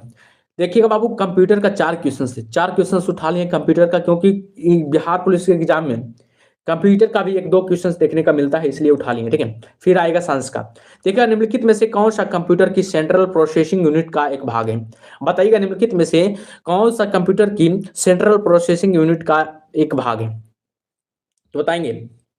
याद रखिएगा सेंट्रल प्रोसेसिंग यूनिट का भाग यानी कि सीपीयू बाबू, जिसको इंग्लिश में क्या कहते हैं, शॉर्ट में सीपीयू, सेंट्रल प्रोसेसिंग यूनिट, यानी कि इसको फुल फॉर्म होता है, ठीक है। याद रखिएगा हमेशा इसका जो सही उत्तर हो जाएगा मेमोरी रजिस्टर हो जाएगा। मेमोरी रजिस्टर हो जाएगा, जो कि क्या हो जाएगा, यानी कि कंप्यूटर सेंट्रल का यानी कि भाग हो जाएगा, यानी कि सीपीयू का भाग हो जाएगा कौन, तरह रखिएगा मेमोरी यानी कि रजिस्टर हो जाएगा, ठीक है। चलिए अगले प्रश्न में चलते हैं। अगला प्रश्न क्या करा, सब लोग 48 नंबर क्वेश्चन के जवाब देंगे, बस 4 क्वेश्चन से फिर साइंस का क्वेश्चन आ जाएगा। देखिएगा एक कंप्यूटर स्क्रीन का सबसे छोटा प्रकाशीय क्षेत्र क्या है, लेयर होगा कि एंगल होगा कि पिक्सल होगा कि कैनवास होगा। क्योंकि इसलिए उठा लिए हैं क्योंकि बिहार पुलिस के एग्जाम में चाहे मध्य निषेध के एग्जाम में पूछा जाता है, इसलिए उठा लिए, ठीक है। 1-2 क्वेश्चन पूछा जाता है और पूछ दिया जाता है, आप लोग बताते नहीं है, आंसर देते ही नहीं है। याद रखिएगा 48 नंबर क्वेश्चन का जो सही उत्तर हो जाएगा ऑप्शन क्या हो जाएगा, सी हो जाएगा, पिक्सल हो जाएगा, ठीक है। 15 क्लास चलेगा, एक्सपेक्टेड क्वेश्चन का याद रखिएगा 15 क्लास चलेगा। ये आज पहली क्लास है, आज पहली क्लास है, ठीक है। बहुत ही बेहतरीन तरीका से तैयारी हो जाएगा, ठीक है। चलिए 49 नंबर क्वेश्चन का आप लोग क्या करेंगे, जवाब देंगे। देखिएगा नेटवर्क में संक्षिप्त संदेश जो एक स्टेशन से दूसरी स्टेशन को जाता है क्या कहलाता है, 49 नंबर क्वेश्चन का जवाब देंगे। हमेशा याद रखिएगा टोकन कहलाता है, क्या कहलाता है बाबू, टोकन कहलाता है। क्या कहलाता है, याद रखिएगा टोकन कहलाता है। ऑप्शन करेगा यहाँ पर ए, बिल्कुल सही उत्तर हो जाएगा। देखिएगा 50 नंबर क्वेश्चन, यहाँ पर 50 नंबर क्वेश्चन क्या करा है, किस तरह की फाइल में पीएनजी एक्सटेंशन होता है, किस तरह की फाइल में पीएनजी एक्सटेंशन होता है, बताएंगे सब लोग। याद रखिएगा इमेज फाइल में, ठीक है, इमेज फाइल में याद रखिएगा पीएनजी क्या होता है, एक्सटेंशन होता है। ऑप्शन क्या रहेगा यहाँ पर ए, बिल्कुल सही उत्तर हो जाएगा। देखिएगा अब आ गया बाबू, याद रखिएगा साइंस का क्वेश्चन, साइंस का क्वेश्चन भी आ गया, ठीक है। क्योंकि याद रखिएगा एग्जाम में साइंस का क्वेश्चन, बिहार पुलिस के एग्जाम में याद रखिएगा 25 से 30 क्वेश्चन पूछा जाता है साइंस का, 25 से 30 क्वेश्चन से याद रखिएगा साइंस का स्पेशल रहता है, ठीक है। इसलिए साइंस का क्वेश्चन भी क्या करना है, लगाना है, यानी कि 15 क्वेश्चन क्या किए हैं, प्रत्येक क्लास में 15 क्वेश्चन क्या रहेगा, साइंस का रहेगा, ठीक है। प्रत्येक क्लास में 15 क्वेश्चन क्या रहेगा, साइंस का रहेगा, ठीक है। तो पहला क्लास का क्या कीजिएगा, जवाब दीजिएगा। यहाँ पर देखिएगा निम्न में से कौन सा विकल्प टेस्ला नामक एसआई व्युत्पन्न इकाई में मापा जाता है, निम्न में से कौन सा विकल्प है जो टेस्ला नामक एसआई व्युत्पन्न इकाई में मापा जाता है, तो बताएंगे सब लोग। 51 नंबर क्वेश्चन का सही उत्तर क्या होगा, सभी लोग क्या करेंगे, जवाब देंगे इस प्रश्न का सही उत्तर क्या होगा। बहुत ही बेहतरीन क्वेश्चन है, ठीक है, साइंस का।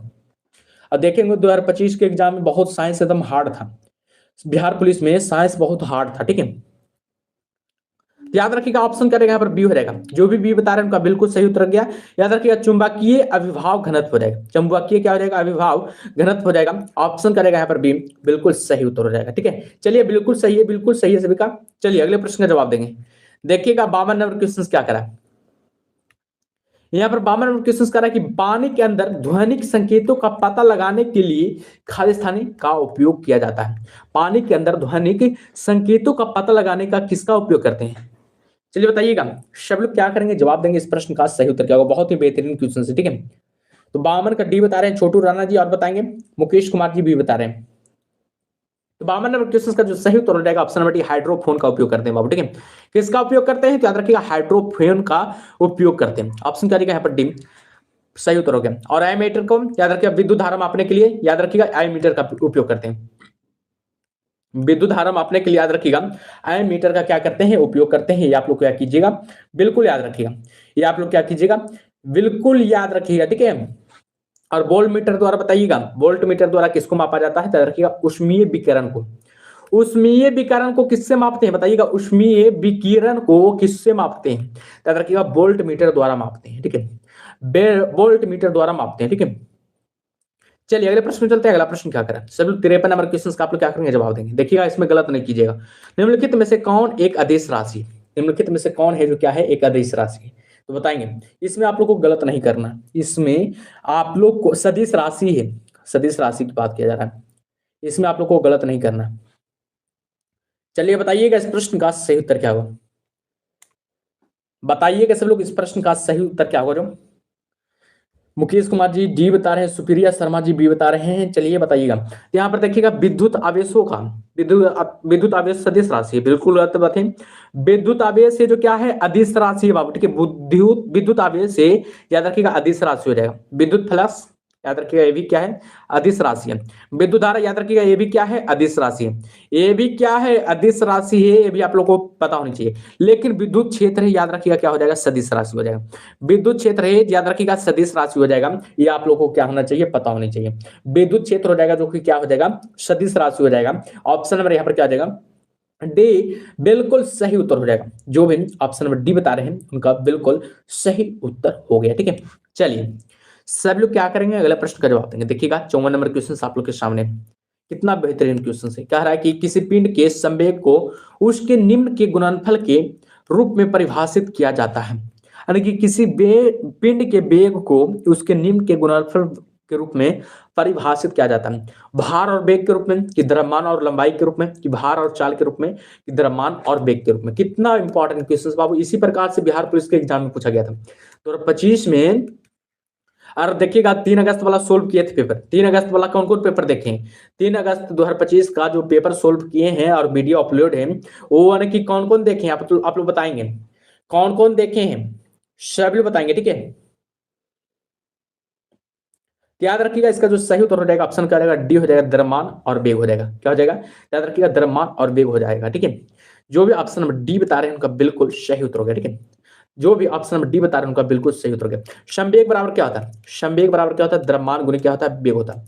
द्रव्यमान गुणित क्या होता है, वेग होता है। द्रव्यमान गुणित क्या होता है, वेग होता है। ये आप लोग को क्या होना चाहिए, पता होनी चाहिए। और बताइएगा संवेग क्या है, संवेग क्या है, याद रखिएगा संवेग हम हमेशा याद रखिएगा अदिश राशि है, ठीक है। संवेग ये याद रखिएगा क्या हो जाएगा, अदिश राशि हो जाएगा। ये आप लोग को पता होनी चाहिए। इसका एसआई मात्रा क्या हो जाएगा, याद रखिए एसआई मात्रा किलोग्राम, किलोग्राम मीटर प्रति सेकंड हो जाएगा, मीटर प्रति सेकंड हो जाएगा। ये भी आप लोग क्या कीजिएगा, बिल्कुल याद रखिए। ये भी आप लोग क्या कीजिएगा, हमेशा बिल्कुल याद रखिएगा, ठीक है। चलिए अगले प्रश्न में चलते हैं। अगला प्रश्न क्या करा, जो सब लोग क्या करेंगे, 55 नंबर क्वेश्चन का जवाब देंगे। यहाँ पर देखिएगा 55 नंबर क्वेश्चन कितना बेहतरीन क्वेश्चन है।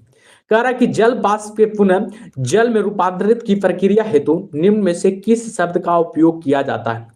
बहुत ही बेहतरीन क्वेश्चन बाबू, बहुत ही बेहतरीन क्वेश्चन से बताएंगे। जल वाष्प के पुनः जल में रूपांतरित की प्रक्रिया हेतु निम्न में से किस शब्द का उपयोग करते हैं।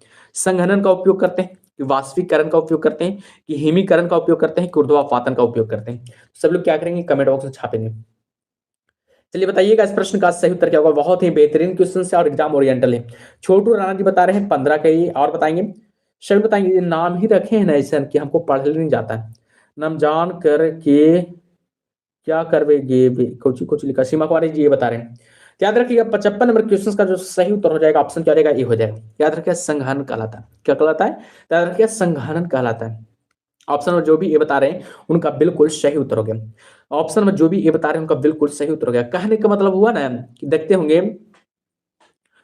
कह रहा है सीधे बात कह रहा है कि जल वाष्प यानी कि जो वाष्प है सीधे जल में जो रूपांतरित होता है, जल वाष्प यानी कि वाष्प है जो सीधे जल में रूपांतरित होगा, जल वाष्प है जो याद रखिएगा जल में जब रूपांतरित होगा तो कौन हो जाएगा, याद रखिएगा संघनन कहलाएगा। तब क्या कहलाएगा, संघनन कहलाएगा, ठीक है। तब क्या कहलाएगा, संघनन कहलाएगा। लेकिन यहाँ पर थोड़ा सा ट्विस्ट जानिएगा, यहाँ लेकिन जब जल बाष्प में बदल जाए, बाष्प में बदल जाए तो क्या कहलाएगा? बाष्पीकरण कहलाता है। क्या कहलाता है? याद रखिएगा, बाष्पीकरण कहलाता है। ये आप लोग क्या कीजिएगा? बिल्कुल याद रखिएगा। ये आप लोग क्या कीजिएगा? हमेशा बिल्कुल याद रखिएगा, ठीक है। चलिए अगले प्रश्न में चलते हैं बाबू। अगला प्रश्न का क्या करेंगे? जवाब देंगे। चलिए अगले प्रश्न का क्या करेंगे? जवाब देंगे। 56 नंबर क्वेश्चन क्या करा?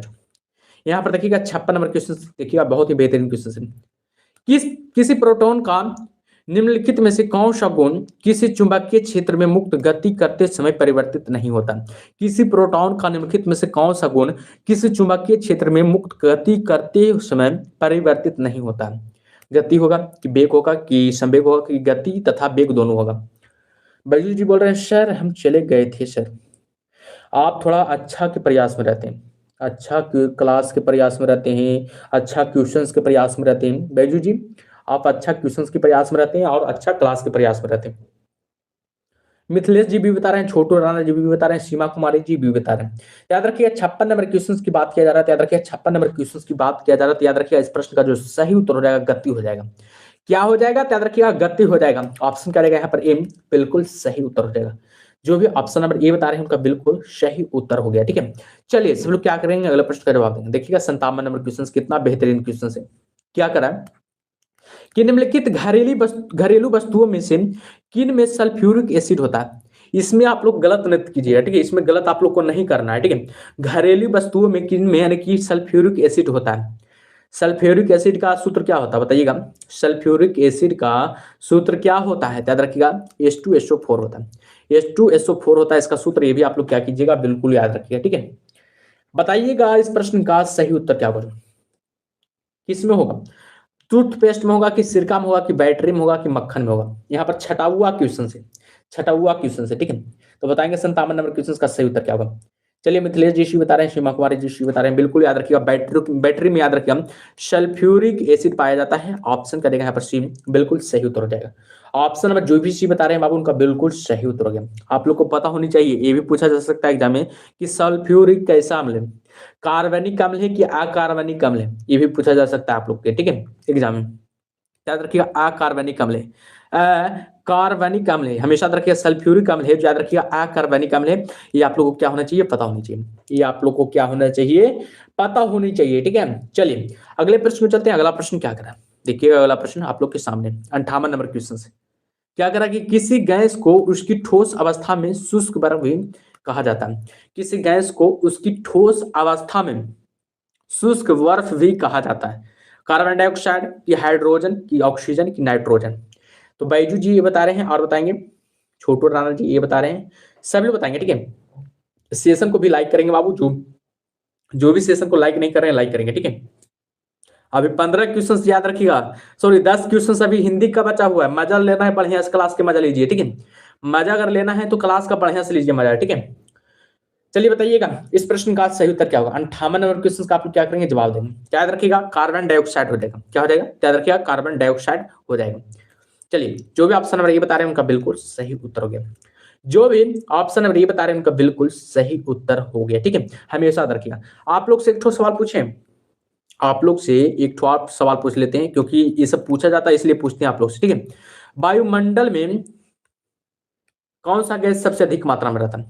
वायुमंडल में सबसे अधिक मात्रा में कौन सा गैस रहता है? सबसे अधिक मात्रा में कौन सा गैस रहता है? आप लोग बता दीजिएगा सबसे अधिक मात्रा में कौन सा गैस रहता है? बताइएगा वायुमंडल में सबसे अधिक मात्रा में कौन सा गैस रहता है? आप लोग क्या करेंगे? जवाब देंगे। वायुमंडल में सर्वाधिक मात्रा में कौन से गैस रहते हैं?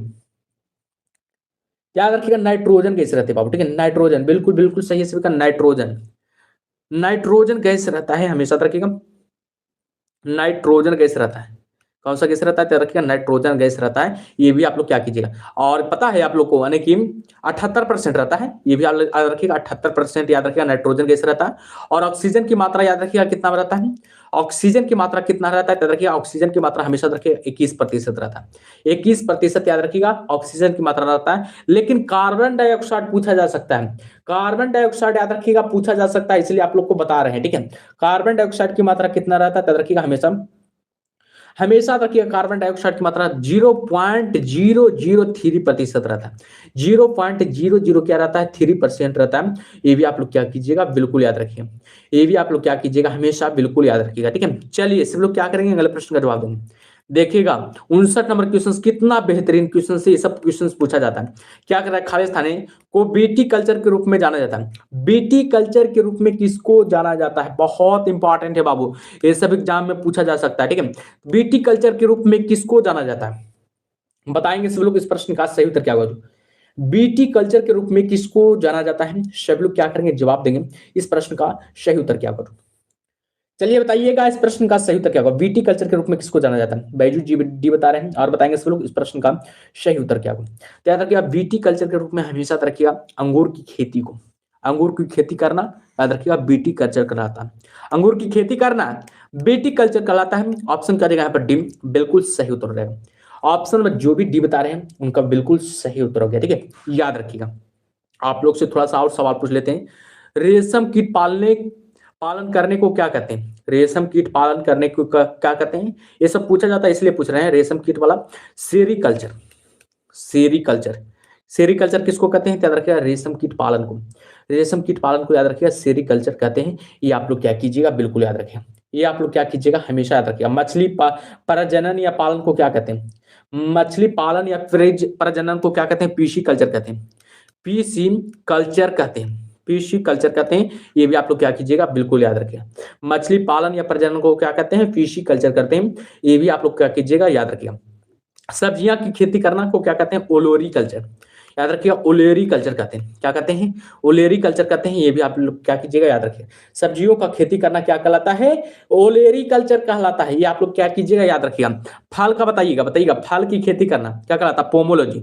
फल का खेती कराना क्या कहलाता है, पोमोलॉजी कहलाता है, पोमोलॉजी कहलाता है। याद रखिएगा फल की खेती करवाना याद रखिएगा पोमोलॉजी कहलाता है। ये सबको क्या कीजिएगा, याद रखिएगा। और फूलों का खेती कराना क्या कहलाता है, फूलों का खेती कराना याद रखिएगा फ्लोरी कल्चर कहलाता है, फ्लोरी कल्चर कहलाता है। ये आप लोग बता दीजिएगा, फ्लोरी कल्चर कहलाता है। तो जितना भी ये सब बताएं उस सबको क्या कीजिएगा, याद रखिएगा। जितना भी ये सब बताएं ये सब को क्या कीजिएगा, याद रखिएगा, ठीक है। चलिए अगले प्रश्न का जवाब देंगे। बैजू जी आपको याद है, बाकी सबका याद नहीं इसलिए बता रहे हैं, ठीक है। चलिए 60 नंबर क्वेश्चन का आप लोग क्या करेंगे, जवाब देंगे। यहाँ पर देखिएगा 60 नंबर क्वेश्चन करा कि निम्नलिखित में से कौन से कोशिकाओं के आत्मघाती व्यय कहा जाता है, बहुत बार एग्जाम में आ चुका है, बताएंगे। निम्नलिखित में से कौन से कोशिकाओं के आत्मघाती व्यय कहा जाता है, लाइसोसोम की, राइबोसोमस की, डिक्टियोसोमस की, फाइकोसोमस। तो बताएंगे सब लोग इस प्रश्न का सही उत्तर क्या होगा। छोटू राणा जी सबसे पहले जवाब दिए 60 का ये, सीमा कुमार जी ये बता रहे हैं और बताएंगे सब लोग इस प्रश्न का सही उत्तर क्या होगा। सभी लोग क्या करेंगे, जवाब देंगे। मिथिलेश कुमार जी ये बता रहे हैं। तो याद रखिएगा 60 नंबर क्वेश्चन की बात किया जा रहा है, याद रखिएगा ऑप्शन करेगा ये हो जाएगा। याद रखिएगा लाइसोसोमस क्या कहलाता है, याद रखिएगा लाइसोसोमस को याद रखिएगा आत्मघात कोशिका के आत्मघाती व्यय कहते हैं। कोशिका के आत्मघाती व्यय किसको कहते हैं, तो रखिएगा लाइसोसोमस को कहते हैं, ठीक है।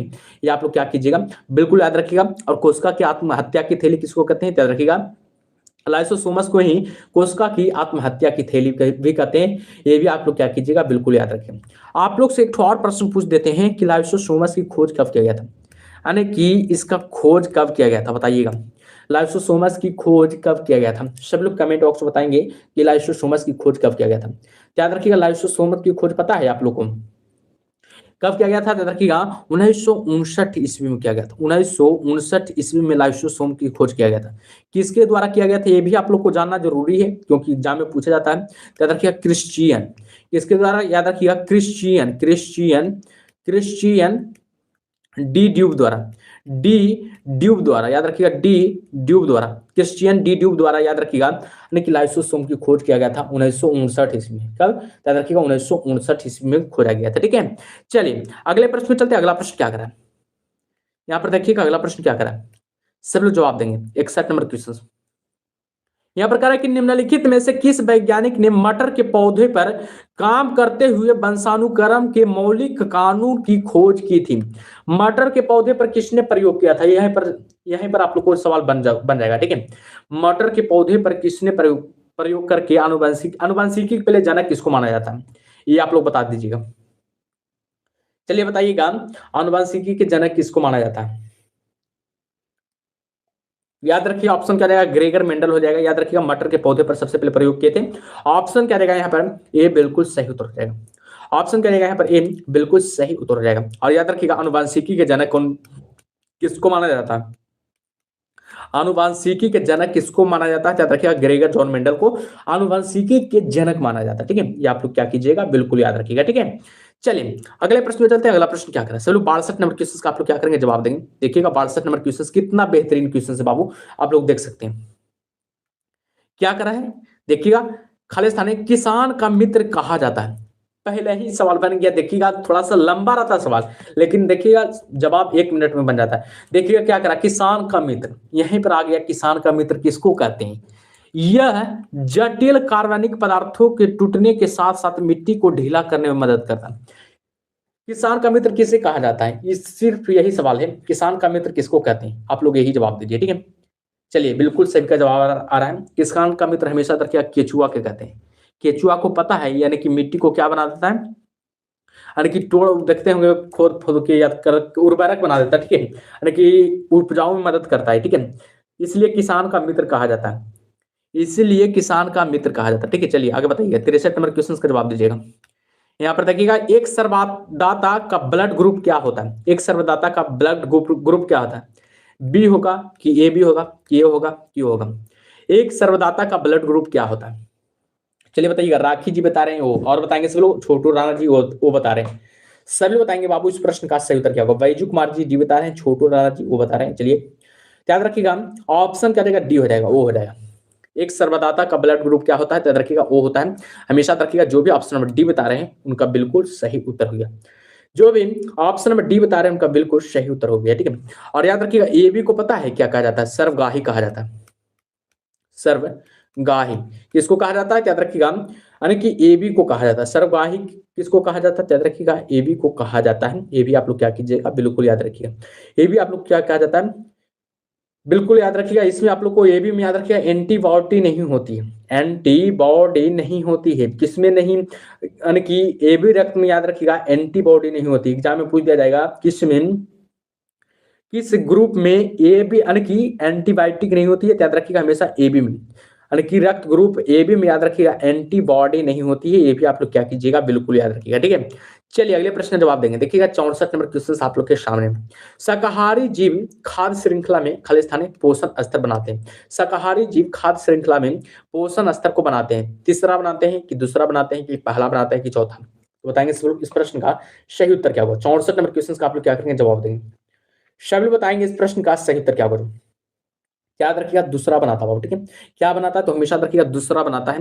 ऑप्शन क्या रहेगा यहाँ पर, बी बिल्कुल सही उत्तर हो जाएगा। ऑप्शन क्या रहेगा यहाँ पर, बी बिल्कुल सही उत्तर हो जाएगा। ठीक है, चलिए आगे देखते हैं। आगे देखिएगा यहाँ पर देखिएगा थोड़ा सा करंट अफेयर्स का क्वेश्चन उठा लिए, क्योंकि करंट अफेयर्स भी पूछा जाता है एग्जाम में, इसलिए आप लोग के लिए क्या किए हैं, करंट अफेयर्स का भी क्वेश्चन उठा लिए। ठीक है, देखिएगा क्या करा, दिसंबर 2024 में भारत में पहली बार गंगा नदी डॉल्फिन की टैगिंग कहां की गई।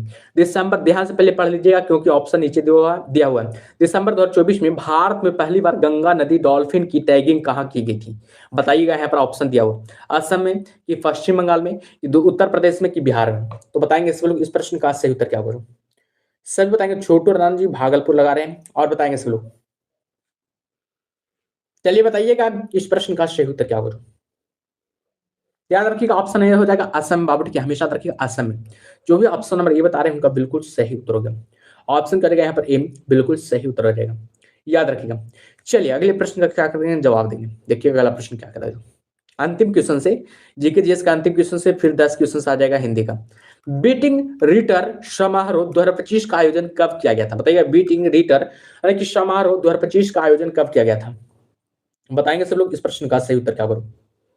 सभी बताएंगे इस प्रश्न का सही उत्तर क्या करो।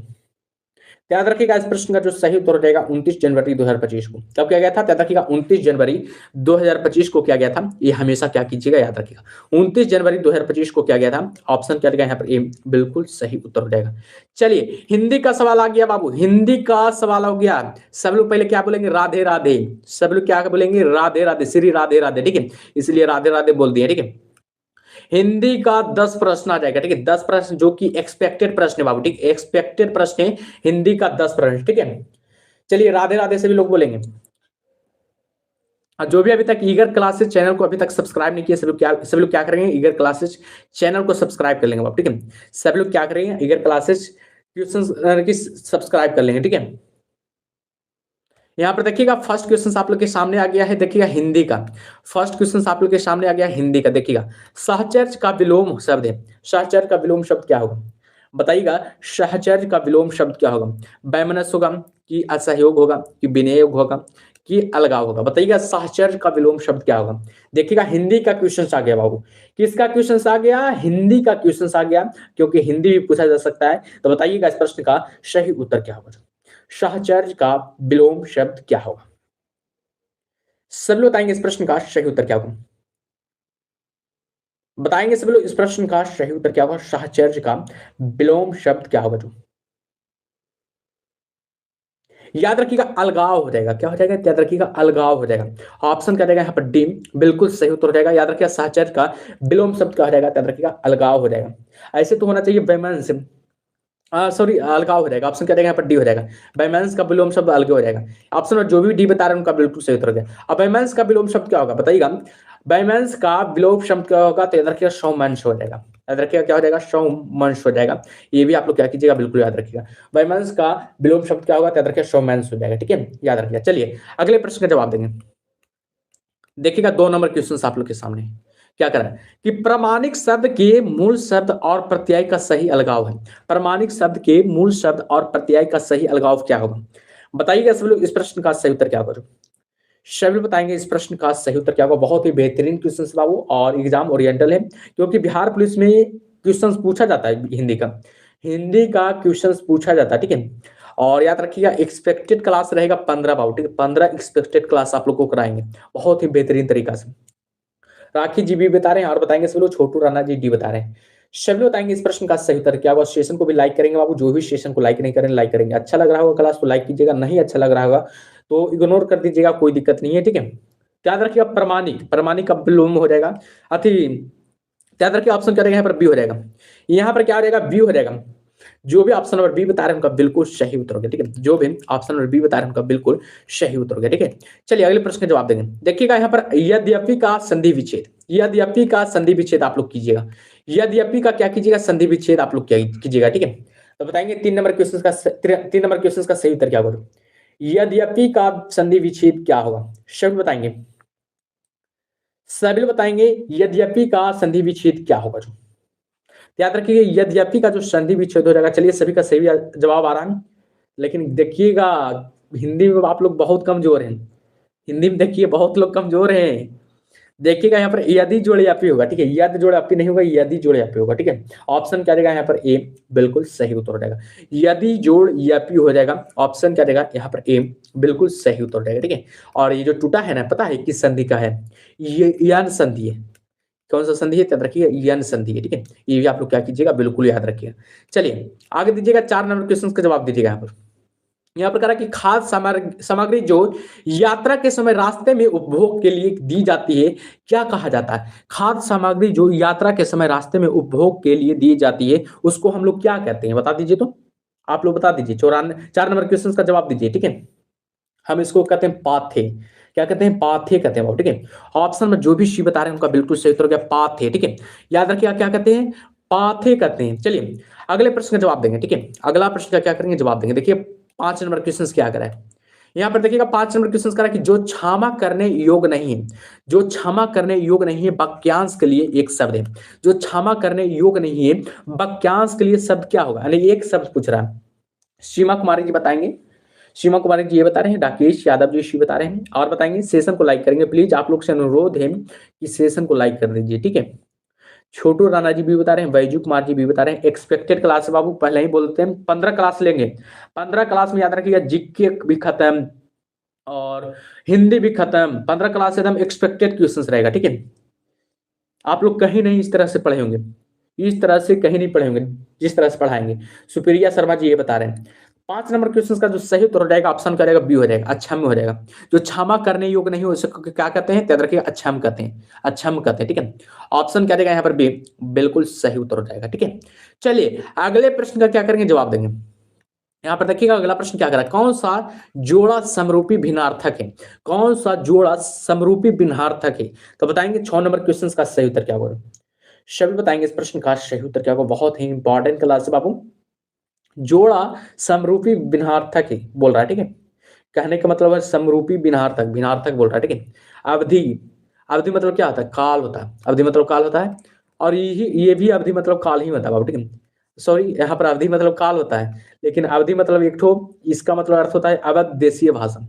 ये क्या होता है अर्थ है, अवध देशीय भाषा होता है, ठीक है, अवध देशीय भाषा होता है। ऑप्शन क्या रहेगा यहाँ पर, यही सही उत्तर हो जाएगा। चलिए अगले प्रश्न का जवाब देंगे सब लोग। 7 नंबर क्वेश्चन का आप लोग क्या करेंगे, जवाब देंगे। देखिएगा 7 नंबर क्वेश्चन आप लोग के सामने क्या करा है, सब लोग क्या करेंगे, जवाब देंगे।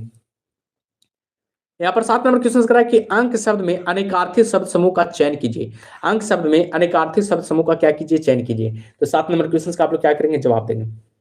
सब लोग क्या करेंगे, जवाब देंगे। अंक शब्द के लिए अनेकार्थी शब्द बोल रहा है, ठीक है, तो बताएंगे सब लोग। याद रखिएगा अंक शब्द के लिए याद रखिएगा गोद भी हो जाएगा। अंक का हम लोग क्या बोल सकते हैं, गोद भी बोल सकते हैं, गोद भी बोल सकते हैं, संख्या भी बोल सकते हैं, संख्या, अंक को संख्या नहीं बोलते हैं, अध्याय भी बोल सकते हैं, अध्याय भी बोल सकते हैं। इसलिए ऑप्शन क्या देगा यहाँ पर भी, बिल्कुल सही उत्तर हो जाएगा। ऑप्शन क्या देगा यहाँ पर भी, बिल्कुल सही उत्तर हो जाएगा, ठीक है। ऑप्शन जो भी बता रहे हैं उनका बिल्कुल सही उत्तर गया, ठीक है। चलिए अगले प्रश्न का क्या करेंगे, जवाब देंगे। देखिएगा 8 नंबर क्वेश्चन आप लोग के सभी सही यहाँ पर थे। करा कि एक का अर्थ घोड़ा है, एक का अर्थ क्या होता है, घोड़ा, घोड़ा है।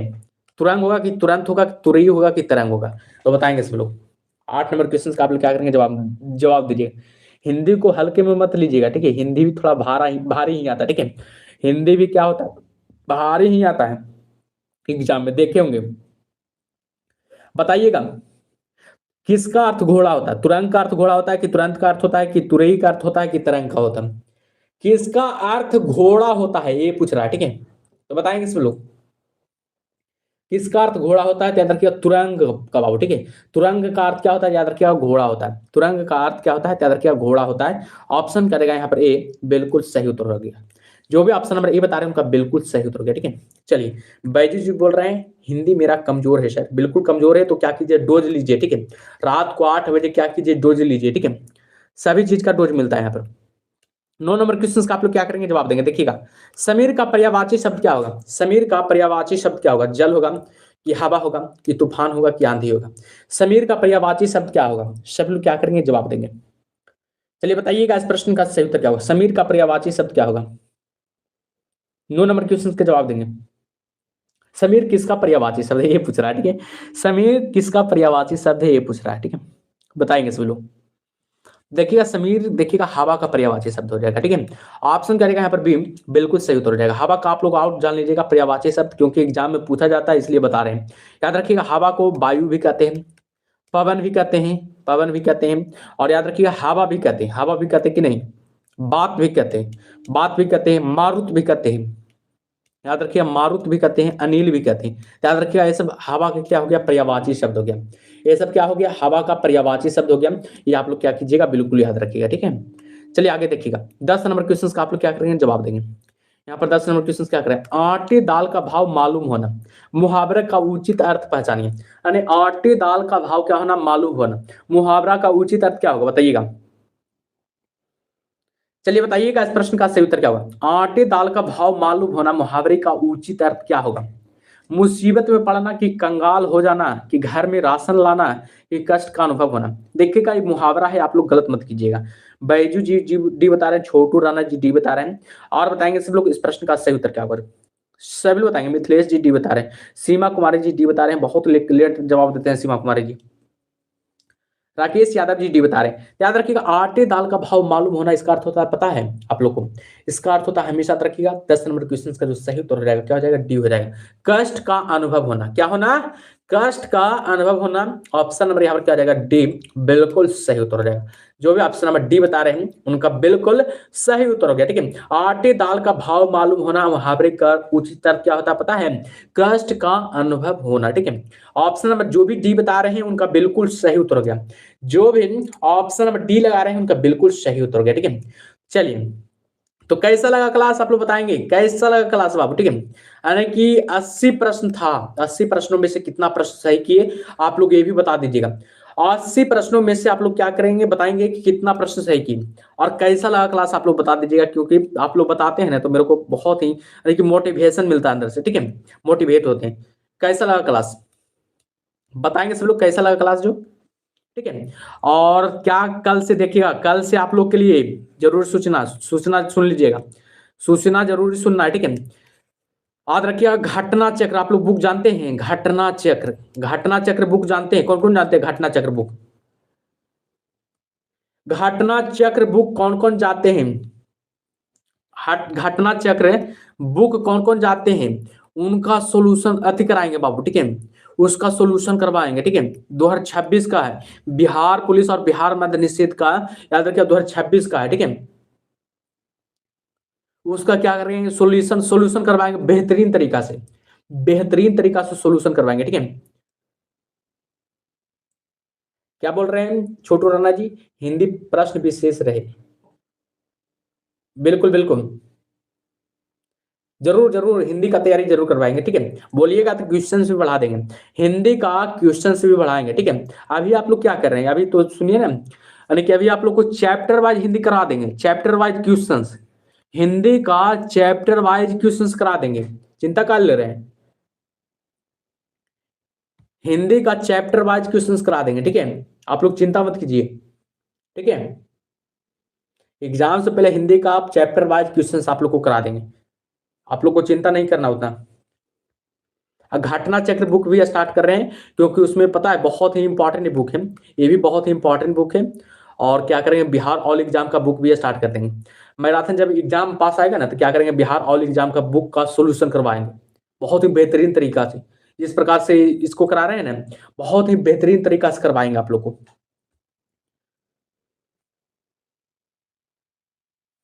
अंश अंश बाबूजी बोल रहे हैं एसआई के लिए कुछ स्पेशल करंट अफेयर्स करवा दीजिए। बाबू एसआई के लिए अब टाइम भी नहीं बचा हुआ, एसआई से हम अभी उतना परिचित अति नहीं हुए, ठीक है, उसका क्लास भी नहीं लिए हैं एक बार। खैर धीरे धीरे सब होता है, ठीक है। तैयारी भी आप लोग करते हैं तो क्या करते हैं, डायरेक्ट नहीं करने लगते हैं, पहले सिलेबस कंप्लीट करते हैं फिर सेट मारते हैं, उसी प्रकार से धीरे धीरे करवाएंगे, ठीक है। एक्सपेक्टेड क्वेश्चन था, ठीक है। आज की क्लास में कैसा था, एक्सपेक्टेड क्वेश्चन था। सेशन को लाइक करेंगे, जो भी सेशन को लाइक नहीं करें लाइक करेंगे, चैनल को भी सब्सक्राइब करेंगे, ठीक है, चैनल को भी क्या करेंगे, सब्सक्राइब करेंगे। चलिए